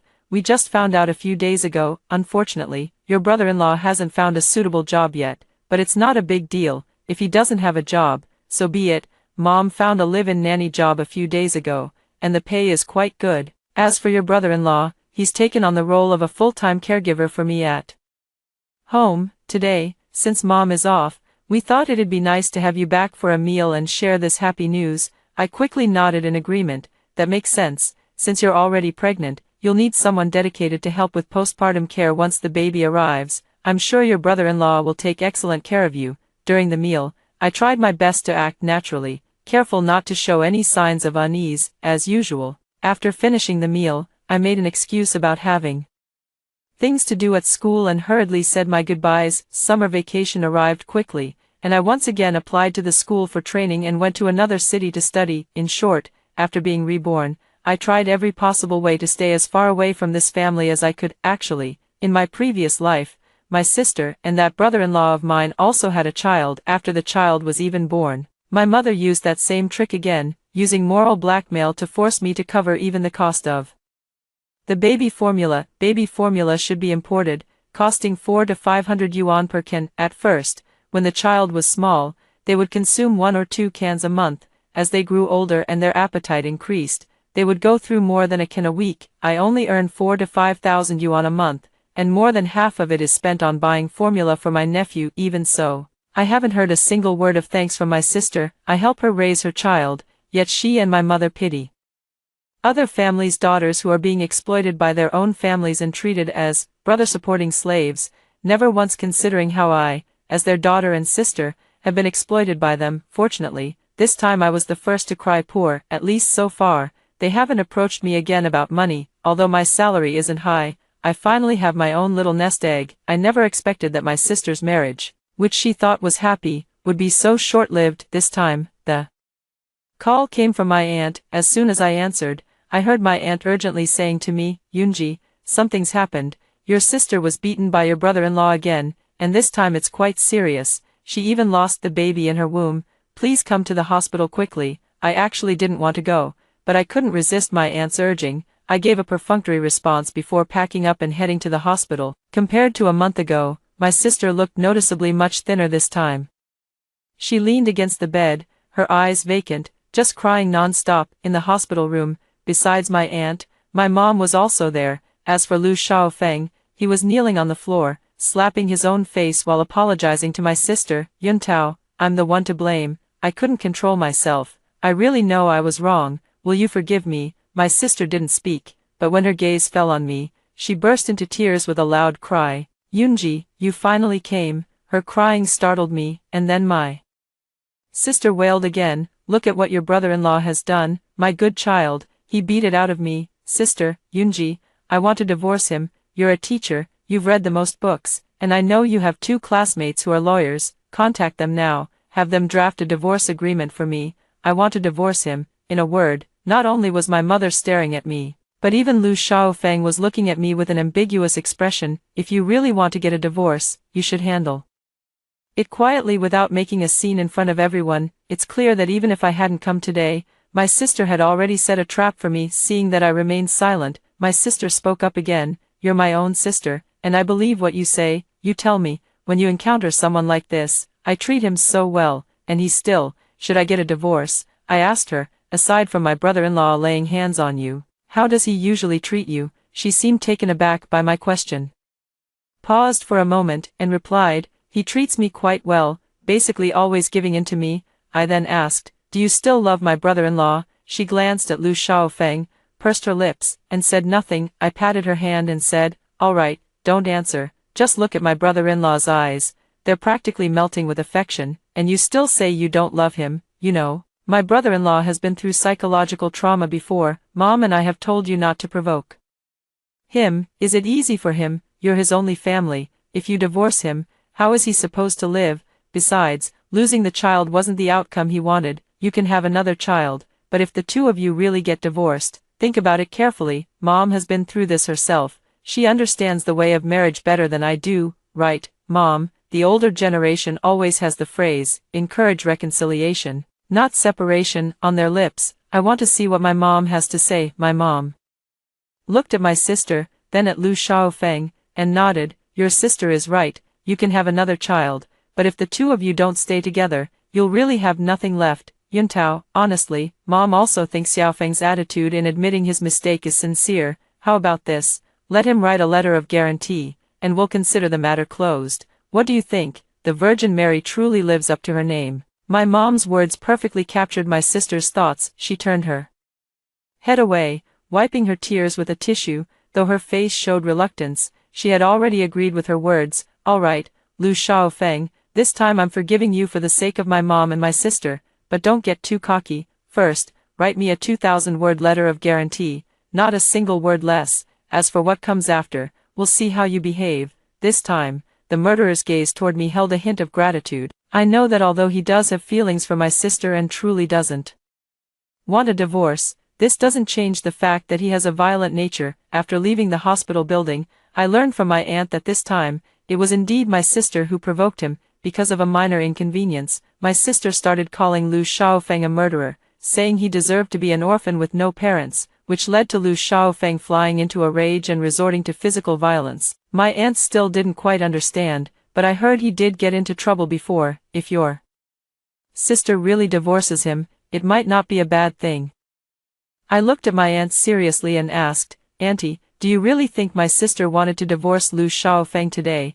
If she really wanted to, why would she make such a big scene? She did this just to get everyone to persuade her, and also to show Lu Xiaofeng that she has her family behind her, while he has no one. Of course, if we blindly support her in getting a divorce, she can also shift the blame for having to divorce onto us. If something happens in the future, Auntie, what do you think will happen? My aunt truly is someone who cares deeply for me, and I don't want her to become like my past self just because she said the wrong thing." Hearing this, she nodded along. "I understand, Yoonji. You should also keep your distance from them from now on. You're older now, and you need to think more about yourself in many matters. Also, if you ever face any difficulties, feel free to come to me anytime." Actually, I didn't just lie to my mom about maxing out the credit card.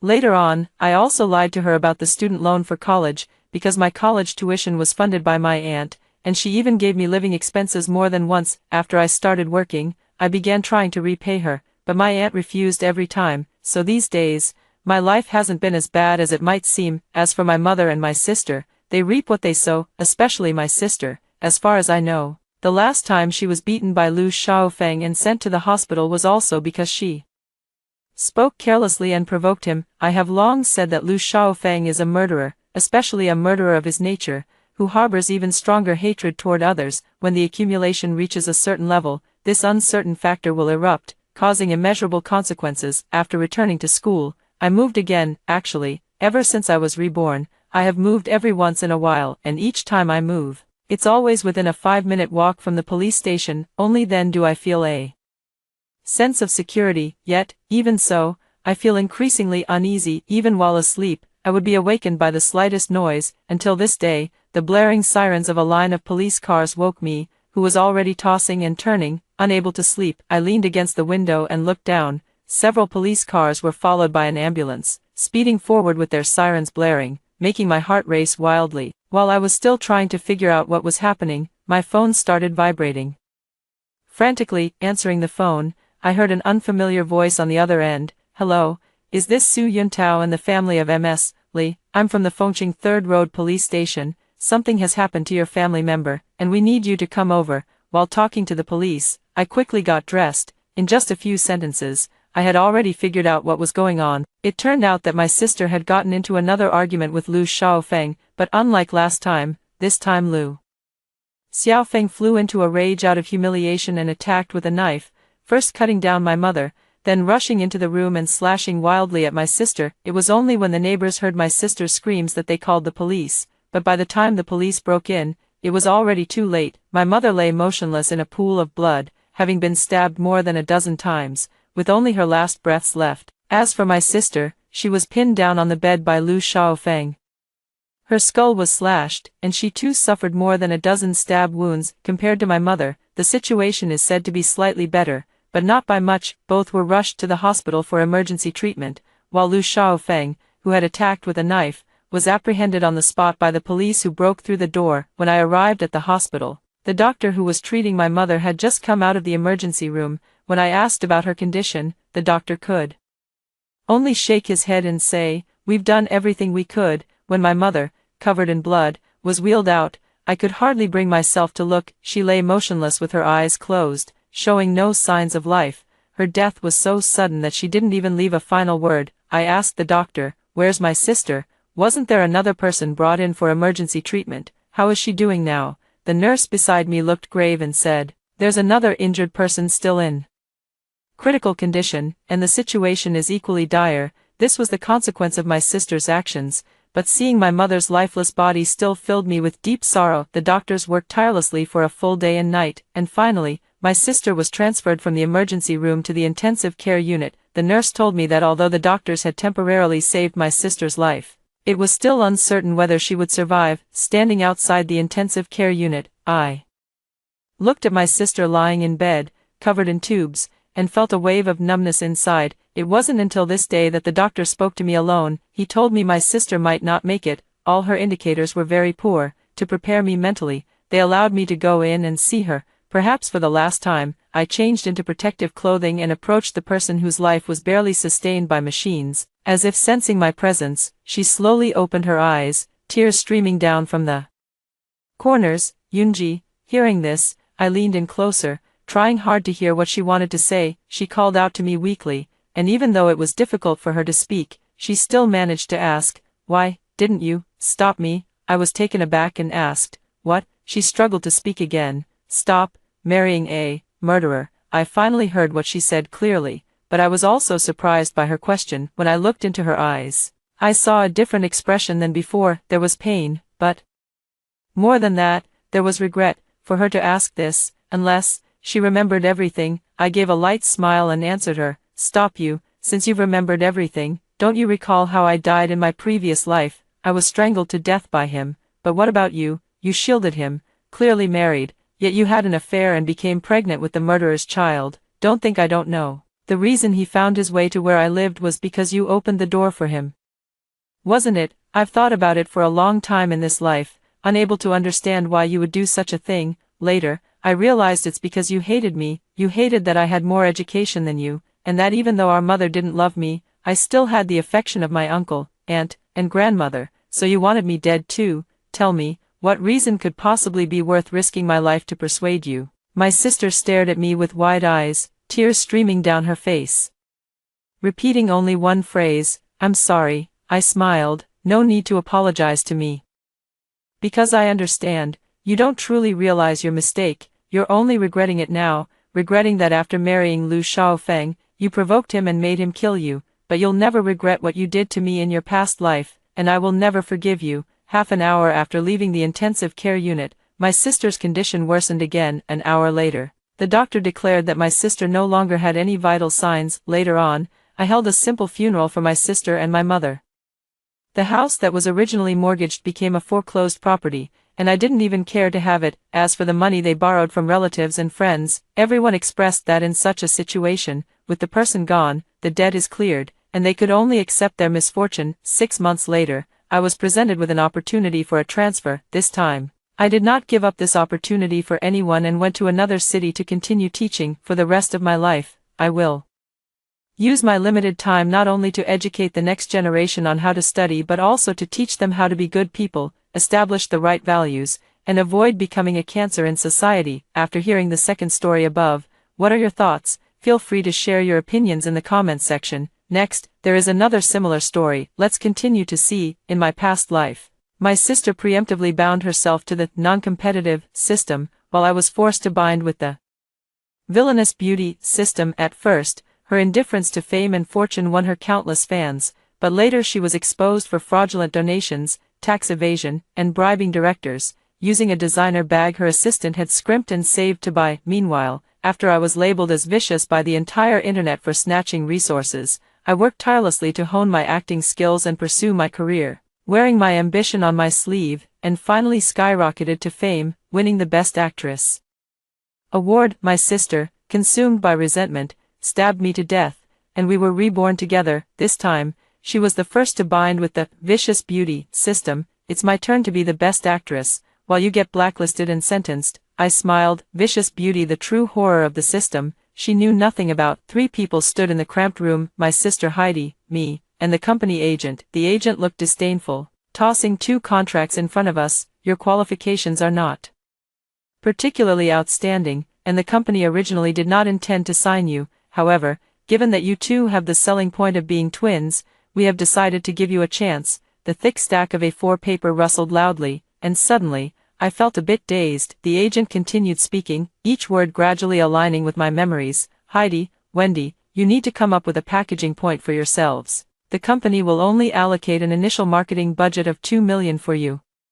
Whether you can become popular depends entirely on your own efforts." I was just about to speak when my sister suddenly pushed me away. I stumbled, and my sister directly grabbed the agent's hand. "Please help me arrange the press release for the scheming villainess right away." The agent raised an eyebrow. "You want to take the black and red route? It's not an easy path for newcomers these days." My sister nearly dropped to her knees. "It's fine. I can handle it. Please help me arrange the press release as soon as possible. I'll unconditionally comply with any further requests." The agent naturally agreed without hesitation, though his expression was filled with suspicion. "While it's certainly possible, I'd like to ask why." I finally snapped back to reality. I sneered coldly. "Of course, the agent had no idea why, only I know why, because at this very moment, I heard the ding-dong sound in my sister's mind. Successfully bound to the vicious beauty system, my sister turned her head and smiled at me without any concealment. "Yes, both my sister and I have been reborn. In our previous lives, we both graduated from acting school, and when we signed with a company, we simultaneously awakened to a system. At that time, my sister was the first to bind with the no competition system, while I had no choice but to bind with the remaining villainous beauty system. The system's rules were simple. Every time we did something that aligned with the persona assigned by the system, we would receive a massive wave of traffic. However, the outcome brought by the traffic is like opening a blind box. You have to discover it for yourself. After my sister bound herself to the no competition, no strife system, she appeared to be non-competitive and non-confrontational on the surface, yet she gained countless fans with just a few quotes. I believe that an outstanding actress doesn't need to compete for fame and fortune. They only serve as stumbling blocks to our progress. When facing setbacks, always remember, the pure will remain pure, accumulate strength over time, and justice may be delayed, but it will never be absent. Fans all say that the entertainment industry is missing a pure and innocent little white flower like my sister. With the help of the system, my sister quickly rose to become a second-tier rising star. After that, she even starred in several female-led dramas, achieving a meteoric rise. As for me, opening my blind box has been quite a struggle. At first, it was all haters. I said on the show that making money is important, and I was called materialistic. I openly asked for roles on a variety show and was called a beggar. I said I practiced basic skills for 3 hours every day and was accused of being pretentious and scheming. No matter what I do, it's always wrong. In the end, I was criticized for not donating enough money to a little girl, and was called heartless. The incident blew up so much that the company eventually gave up on public relations for me and decided to put me on ice. With no other choice, I turned to my sister Heidi for help. She, being in the front line, could have easily helped me out of this predicament with just a single word, yet, she simply said with a calm expression, "Endure it a little longer, and the storm will pass." I endured for 3 years. When the contract was about to expire, I thought signing with a new company would solve the problem, but the company suddenly exploited a loophole in the contract to claim $40 million in liquidated damages from me. With no way out, I had no choice but to rely on a wealthy patron. After gaining the patron's support,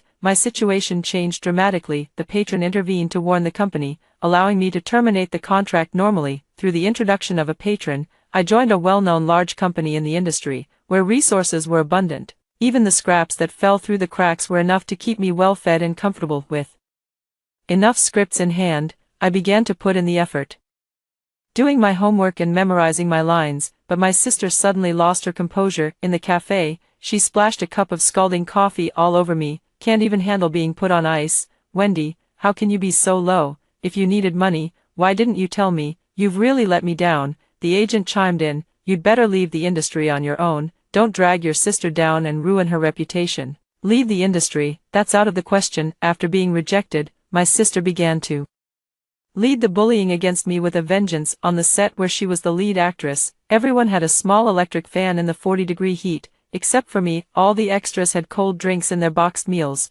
but as the second female lead, I only got hot water. Even worse, at her suggestion, the director started targeting me. They added a lot of physical punishment scenes out of nowhere, making me actually go through with it, and they wouldn't call cut until I couldn't take the punishment anymore. For the water scene, they didn't let me wear thermal underwear, and I had to freeze until I passed out before my assistant was allowed to pull me out. I could endure all of that, but later, even when I was giving a very emotionally charged performance, the director insisted I wasn't acting well, loudly scolded me for an hour, and then said I was holding up the entire crew's progress. My sister also took the opportunity to have someone film roadside photos, hinting that I have poor acting skills and a diva attitude. The investor couldn't stand it and wanted to back me up, but I thought of a new approach. Isn't it supposed to be a vicious beauty? Then let's just go bad all the way. I started going crazy on the haters, cursing them until they broke down. I began streaming every day, with the content being reciting lines and talking about acting.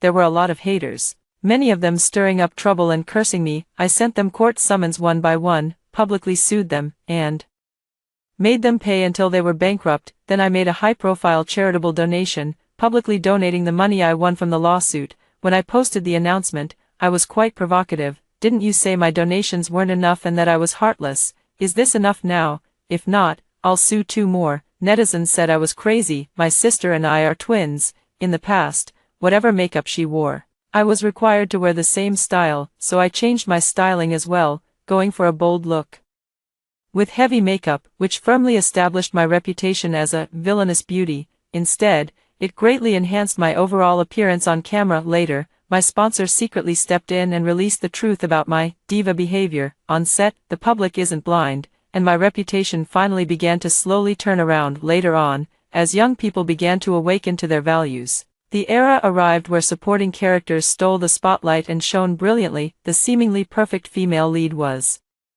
no longer the only coveted role. After several of my dramas featuring standout villainous characters aired, my acting skills gained widespread recognition within the industry. Taking advantage of the momentum, my sponsor secured several major IP projects for me. I finally made a big hit and turned my life around to become a film queen. Meanwhile, my sister started to go downhill. I know exactly what kind of person she is. She claimed she didn't seek profit, but was exposed for fraudulent donations and withholding her team's salaries to do charity. She claims not to chase fame, yet she bribes directors for roles and maliciously deletes scenes of supporting actresses. The most ironic part is that she remains indifferent to others' fame and fortune, while using a luxury bag bought with her assistant's hard-earned savings to bribe the director. Yet, when her own interests are threatened, she loses her composure faster than anyone else. When the wall falls, everyone pushes. Former colleagues from the same company have also come forward to expose her. Finally, my sister was completely banned from the industry, so, filled with resentment, my sister stabbed me to death, and we were reborn together. That's why, this time, she was the first to choose the villainous beauty system. She said, "Wendy, do you have any idea how much I envy you?" Envy me? I don't know. Just as she doesn't know how much I envy her smooth and effortless start, how I envy a life where you don't have to serve wealthy patrons to be pampered. With a ding, my no competition, no contention system for this lifetime was also bound. The trajectories of our lives seemed to begin to swap. My sister immediately set about crafting a persona. At first, she was more cautious, following my path by showing ambition on the show, and indeed, she was harshly criticized. Meanwhile, I had already reaped the initial benefits of being uncompetitive. But what I said is not exactly the same as what she said. I said, if you've tried your best and it still doesn't belong to you, it means you don't have the ability to obtain it. Luck, background, professional skills, all of these are part of your abilities. Some abilities are hard to change in this lifetime,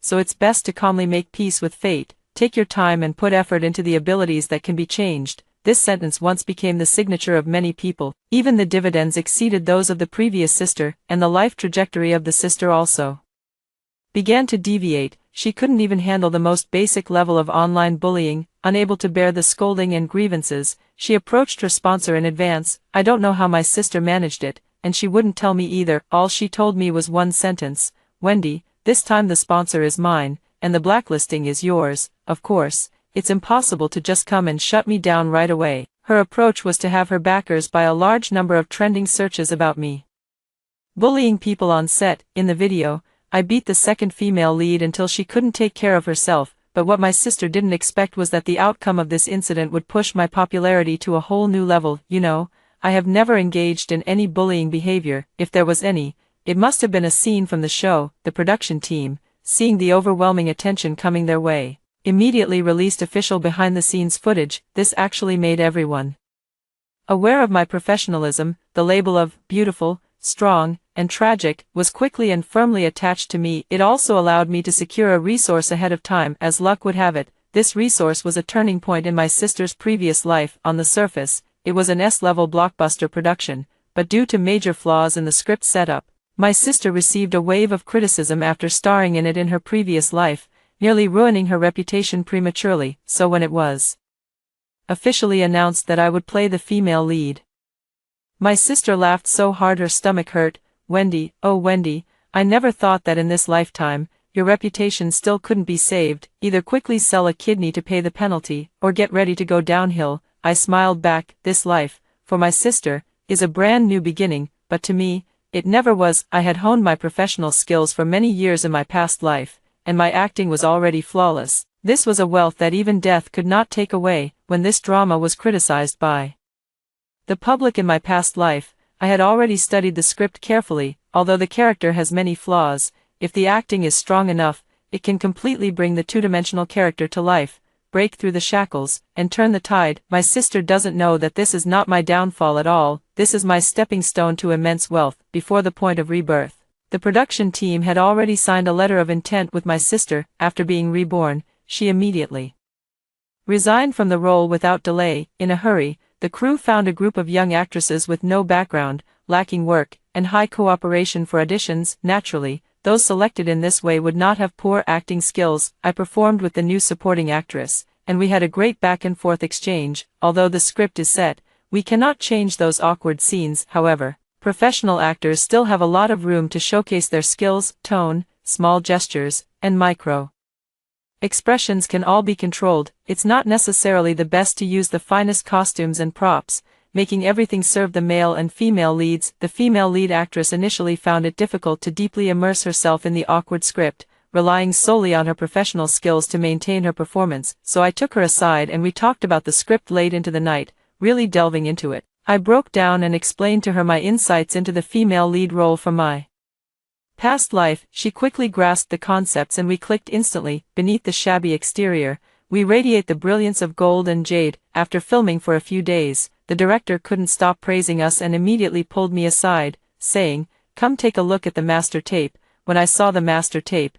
I finally breathed a sigh of relief. It was as if the paper-thin characters had grown flesh and blood, breaking free from the shackles of the plot. Later, the shackles disappeared. The director finally began to address the bugs in the script. He hired someone to start revising the script, making changes while filming, fearing they wouldn't keep up with the schedule. We worked alongside the director to make the revisions. Every night at midnight, I would return to the hotel with a dizzy head, and at 5:30 in the morning, I would head to the set with swollen eyelids and eye masks on. It looks really tough, but I find this kind of life particularly joyful. Sister Heidi will never know how much I envied this kind of life in my past life. Smooth sailing, no need to cater to investors, to act freely, applying all the knowledge gained over a lifetime to the fullest, earning money with integrity. Due to the extra budget and time spent, the director mentioned needing to secure some sponsorship these days. I know this will inevitably attract many major investors, perhaps bringing in some newcomers or adding minor roles, which is quite common. But when I saw that woman's face, I still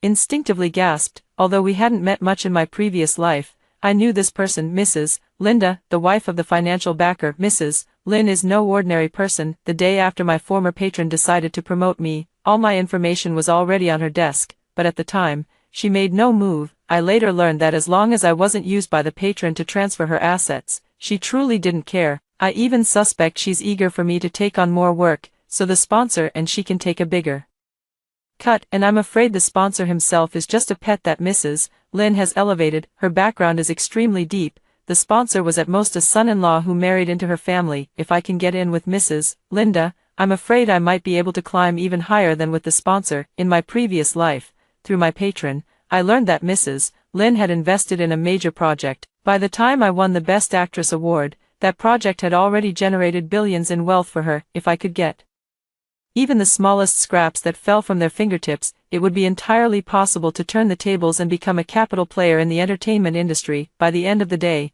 the film crew and Mrs. Lynn had basically signed the contract, with Mrs. Lynn agreeing to fund the production with a substantial amount of money. I made the most of my time. That evening, I knocked on Mrs. Lynn's door. Her tone was somewhat angry. "Do you think I'm the kind of person who engages in the hidden rules of the entertainment industry?" And I directly presented the contract. "Madam, I would like to sign a performance-based agreement with you." In the luxurious presidential suite, dressed in formal attire, I sat across from Madam Lynn, who was wearing silk pajamas. Behind her stood a well-dressed elderly British butler and a Filipino maid busily preparing a fruit platter. I opened the document folder directly, flipped through the contract, and handed it over. "Madam, if your share of the profits from this drama falls short of 20 million, I will personally make up the difference." Mrs. Lynn smiled faintly without saying a word, simply taking the contract. After a few seconds of rustling, Mrs. Lynn's expression clearly showed she was beginning to take an interest in me. "You're called Wendy, right?" Before I could answer, Mrs. Lynn continued, "In this contract, the terms you've set for yourself are extremely harsh,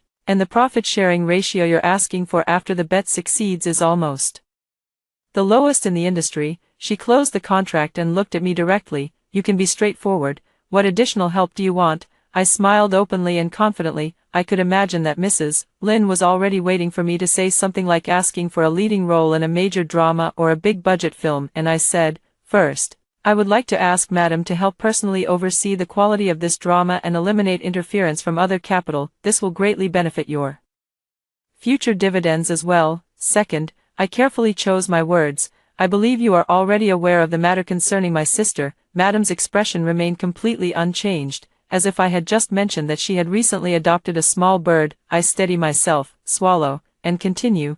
I just hope no one with capital will force her into this production to cause trouble for me, including any future involvement with this series. I really don't want to see her do anything that harms both our shared investment and herself. Mrs. Lynn extended her hand, and the butler handed her a pen. She signed her name with effortless grace. This is nothing.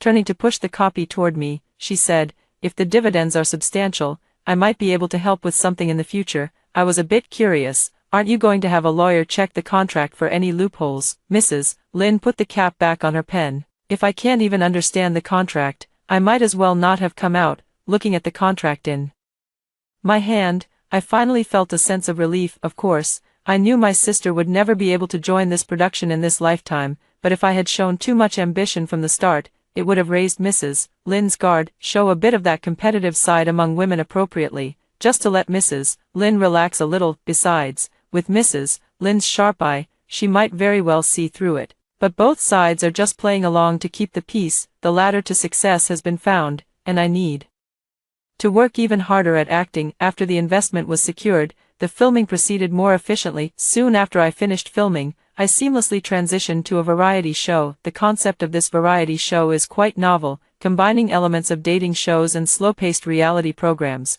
with a focus on allowing male and female guests to develop relationships freely. As soon as we joined the production, we got a rough idea of some of the selling points. For example, they spent a fortune to invite a film emperor to live in the same group with his former on-screen partner, a film empress. For instance, they brought in a top idol known for his low-key persona and let fans vote to arrange his schedule. For example, they also invited Heidi, the older sister. Along with her came a young man from the company named Jack. Jack lived up to his name, being exceptionally dedicated to his work. From what I recall, in my past life, she was particularly fawning over the older sister. From the company to the film set, from variety shows to her private life, in his past life, to protect his sister, he often argued with me and caused trouble when my vicious beauty persona acted up. The show started stirring up drama right from the beginning. During a game, they had the award-winning actors perform a kiss scene through plastic wrap. While cooking together, they had the top idol showcase his culinary skills. But the stove was tampered with, leaving him flustered and embarrassed. I originally had the task of promoting the drama here. The production team had arranged with the variety show crew to give me opportunities to mention the drama, but my sister started causing trouble. In this life, she has taken on the persona of a vicious beauty, which is already a disastrous start, yet, she doesn't hold back when it comes to hogging the spotlight. First, she suddenly appeared while I was doing a morning skincare product live broadcast and started applying smoky makeup, not only stealing the camera but also taking away the promotion fee for the live broadcast. Then, when I was cooking, she stood by and nitpicked. To be honest, I really wanted to slap her, but at that moment, Jack appeared. He suddenly started defending me. When my sister was cooking and being hands-off, he would assist me. When my sister took over my live broadcast, he gave me his own opportunity to read ads during the broadcast. Gradually, the hashtag #JackandWendyCP started trending online, but I always felt something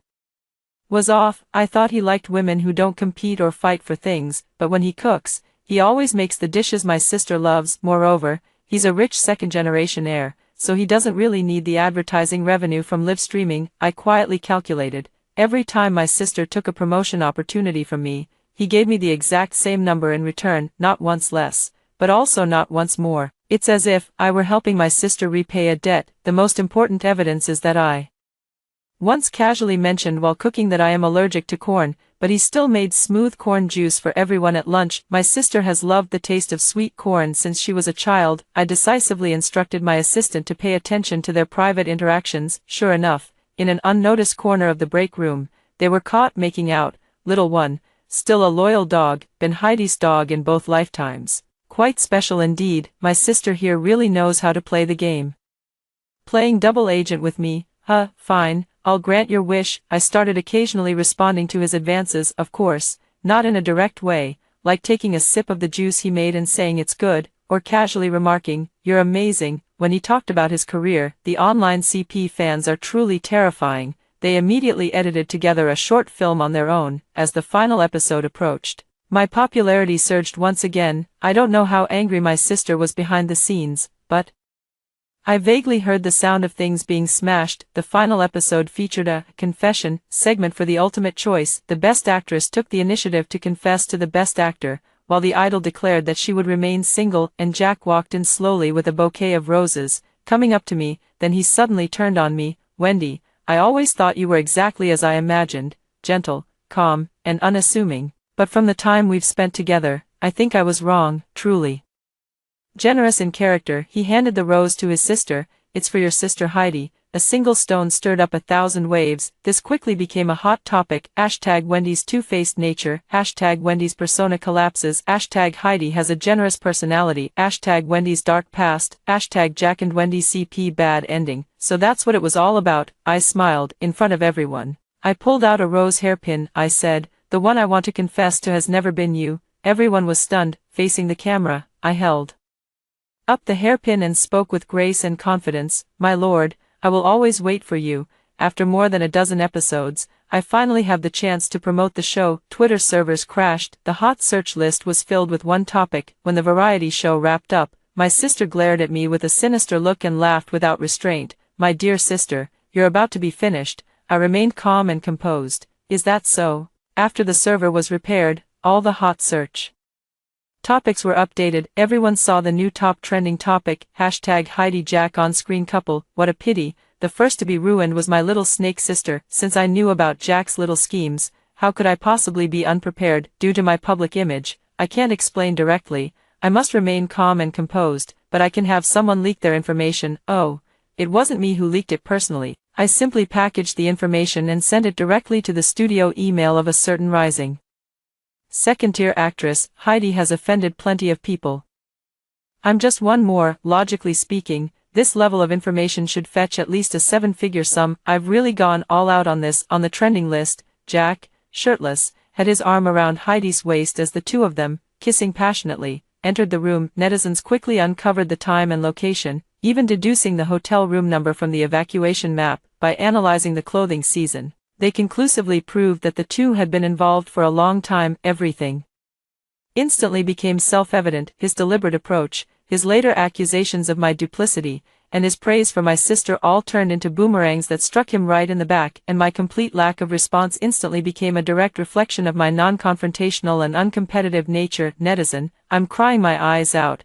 Who understands? Wendy explains and promotes the work but doesn't defend herself. No need to say more. I'll definitely watch Sister Juan's next drama 20 times. Add me to that count. +10086. This is my own war. I don't need anyone's help. But Mrs. Lin took the most crucial step. She used her solid connections to expedite the review. The drama originally scheduled to air next year has been unexpectedly released while the hype is still high. In fact, this has given my sister a chance to catch her breath. After all, new trending topics can overshadow old ones, and over time, people will forget about these messy affairs. As soon as my drama aired, it claimed the top spot in the daily ratings. In her previous life, my sister filmed this drama, and the pre-release marketing was also very thorough. However, due to major flaws in the script, it quickly started strong but ended poorly, receiving widespread criticism. In the end, the last few episodes were even reported and sent back for re-editing. This was a devastating blow to the investors, and this time, on the second day of the broadcast, a sudden flood of negative publicity flooded the fan community. The production team was in a panic, contacting my agent to handle the crisis PR. I also spent about half an hour studying the press release. Then I told them, there's no need to do anything, just make sure extreme anti-fans don't report it, hold out until the 14th episode, and everything will fall into place. Everyone was left bewildered by my words, because I had seen all these generic statements before. All the core copy was plagiarized from the top negative reviews of this drama in its previous life. When I was filming this drama, I also started revising the script only after shooting over a dozen episodes, so there were indeed some minor issues in the first few episodes. Let the bullet fly for a few episodes. We should accept the existing problems. Rashly silencing voices will only provoke public resentment, and by then, it will truly become uncontrollable. But no one knew that I had my agent spend hundreds of thousands to boost one of the negative posts predicting the plot. Now, although my agent doesn't understand, given my current development trend, He has handed over the decision-making power to me. This post was pushed to a lower position on the trending list. The production team looked at the content of the prediction post and then at the actual content after episode 15, and immediately understood, after fermenting for so many days. The slap in the face will be all the more resounding. The official blog took the opportunity to build some hype. That day's broadcast once again topped the ratings chart, even surpassing the first episode. If you think about it, Mrs. Linda should be able to make quite a bit of money this time. Then the word of mouth quickly reversed. The core values that followed were completely opposite to what the black posts had predicted. Even the bugs from the first few episodes turned into foreshadowing after the 15th episode aired. Netizens immediately flooded the black posts. It seems like you, the original poster, are suffering from some kind of delusion. Is it really that hard to admit that others are excellent? I admit I was led astray. I'm sorry. The production team can achieve great things. Wendy's acting skills are absolutely amazing. The supporting actress is also incredible.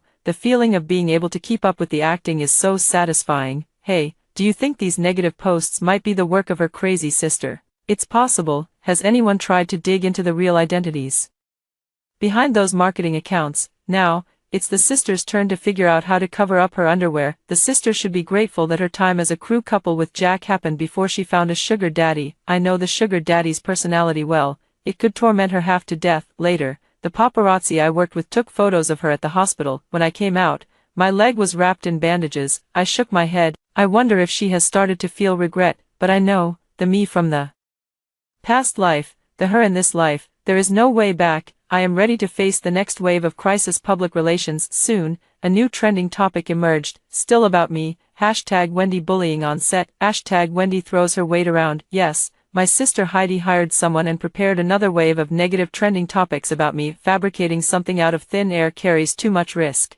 So she chose something she knew about, changing the plot. The online rumors are spreading like wildfire, claiming that I altered the script to give myself more scenes and stole the spotlight from the supporting actress. They even manipulated public opinion, insinuating that I was engaging in bullying. With the topic trending non-stop, I think she must have appeased her sugar daddy, but she forgot, public opinion was never on her side from the start. Back when she suddenly quit the role of the second female lead, she really angered the director. To fill her vacancy, the director spent both money and effort, even humbling himself to ask for favors, and he's been holding a grudge ever since. The director immediately shared the records of our small group's script discussions, handwritten revision drafts, and some phone call recordings. Nothing else, just a strong endorsement of me and the new female lead, even thanking us for our contributions to the rebirth of the script. Netizens, having experienced one plot twist after another while watching the show, have become more cautious. They chose to dig into it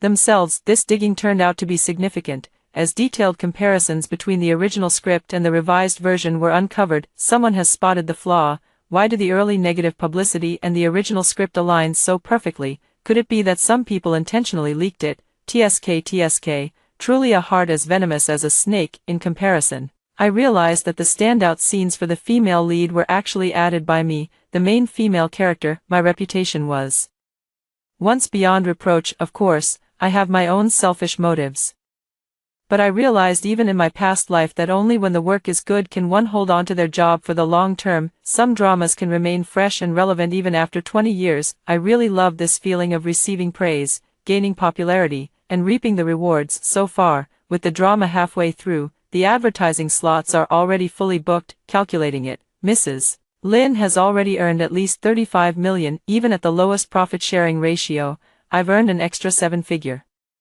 sum. I took my team on a crazy shopping spree. When I was carrying all the bags back, Mrs. Lin called me. Wendy, you're really impressive. Do you want a custom drama or a high-budget film? I can arrange either for you. My grip on the phone tightened. In the end, I decided not to beat around the bush this time. Madam, I would like to ask you to help me invest in a project. Madam Lin was taken aback for a moment, but soon understood. She only said one thing: accompany me to the dinner party a week from now. I will send the gown and jewelry over to you. The recruitment is full, and expectations are high. When water is full, it overflows. When the moon is full, it wanes. At this point, if any more trouble is stirred up, it will backfire. Mrs. Lin must have warned her husband to keep her sister in line. In any case, the drama didn't have much more controversy after that, all the way to the finale. Gained a high-quality work. Subsequent acting offers kept coming, and just the deposits alone amounted to 8 figures for me. This was a level of wealth I could never have even imagined in my previous life. When Mrs.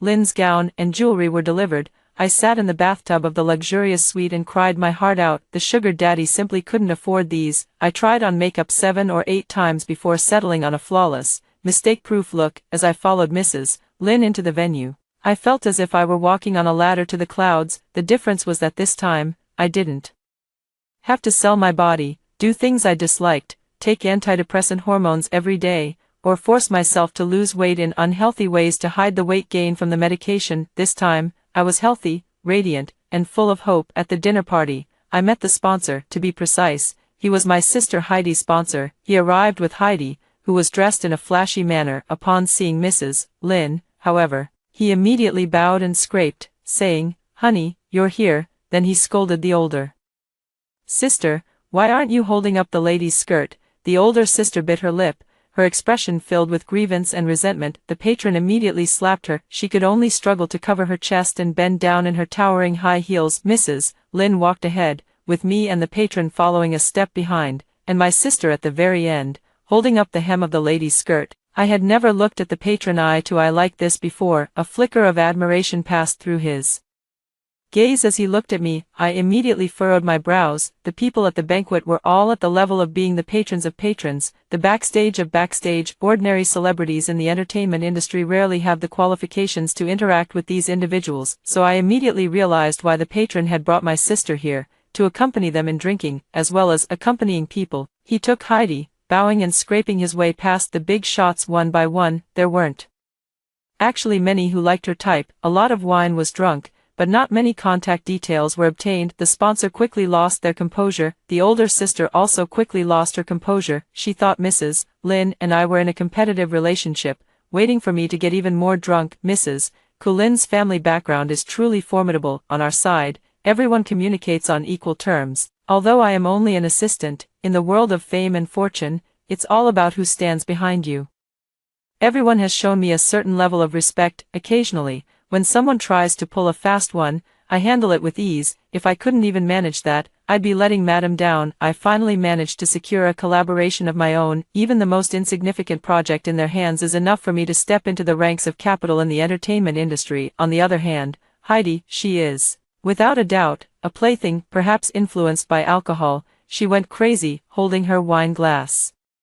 She started tiptoeing and shouting into the microphone on her own. After shouting a couple of times, she actually started to speak without restraint about the intimate details of her and her patron's bedroom affairs. Madame Lynn's expression finally turned rather unpleasant. Although she had fulfilled the duty of continuing the family line and could treat this husband as if he were heir, in the end, it would still bring shame upon her. I made a quick decision, stepped forward, and slapped my sister across the face. Then I covered her mouth and took her away with the security guard. As for covering up the lie afterward, that has always been the specialty of the financial backer. By the time my sister woke up in my villa, the world had completely changed. She directly received the company's notice of being shelved and a claim for compensation. Yes, all her scandals were laid out transparently before everyone. She was filming until 11 p.m., with a daily salary of $208 million, yet she disagreed with her assistant leaving work at 9 p.m., saying, "Your boss is still working, and you're already off duty." When she first became popular, a big fan volunteered to be her assistant, hand-washing her underwear and serving 8 dishes per meal, yet she didn't pay the fan a single cent in wages. Later, the big fan couldn't take it anymore and ran away, and she argued righteously, "So your love is tied to money, how cheap." She talks about doing charity work every day, but in her care for leukemia patients, there isn't a single cent of material aid, just a handwritten letter saying that with her encouragement, the patient will surely recover. As for medical expenses, don't even think about it. This incident also affected the company's stock price, and the most outrageous thing was because her assistant complimented my makeup. She used the excuse of trying on a dress to make her assistant stand outside in the freezing winter for 2 hours, wearing only underwear. This directly led to the assistant developing pneumonia, leaving her with permanent aftereffects. Other things are just scandals. This matter constitutes the crime of intentional injury. Not only will she be completely banned, but she'll also have to spend a few years behind bars. She accompanied men for drinks and slept with them, all for nothing in the end. Before my sister was taken away, she talked with me for a long time. She said, "Wendy, I'm going to die, you know. I calmly stood up and poured 2 glasses of water. I said, I know, I've always known. She suddenly raised her head. I sighed. The ultimate mission of our system is to become capital, but the two systems behave differently. Originally, the punishments were different. I pointed at myself. If the system fails without striving or competing, I will end up with nothing. Damn, the venomous beauty will die. So in my previous life, I sold out everything to get ahead. I just wanted to live. That's all. I talked with her for a long time again, from anger to calmness, then to reminiscing about the past with tears in the eyes. Unexpectedly, I said a lot of heartfelt words, until the police arrived. She said, in the next life, let's not be sisters anymore. I said, okay. After my sister was taken away, I dialed Mrs. Lynn's number. I have a big gift I want to give you. By the time Mrs. Lynn arrived, all the evidence had been neatly placed in a file folder by me.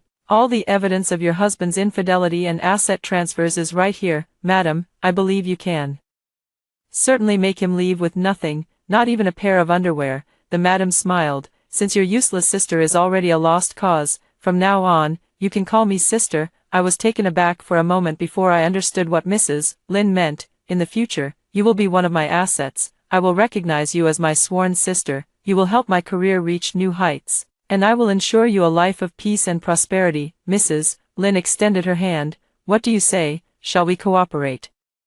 I also extended my hand. I will do my best, sister. After winning the Grand Slam with several blockbuster films, I announced my semi-retirement from the industry. Now, I only take on roles I truly love when I have the time, refining my craft purely to fulfill my life's purpose. Most of the time, I'm accompanying Mrs. Lynn, no, my sworn sister, drinking tea and reviewing contracts. Life is busy and fulfilling. I look at the asset plan in my hand and think, why not start a brokerage firm? I can definitely help more people who are as lost as I once was. After hearing the stories above, what are your thoughts? Feel free to share your opinions in the comments section. Looking forward to hearing from you. If you liked this story, don't forget to like it, share it, and subscribe to my channel. See you next time.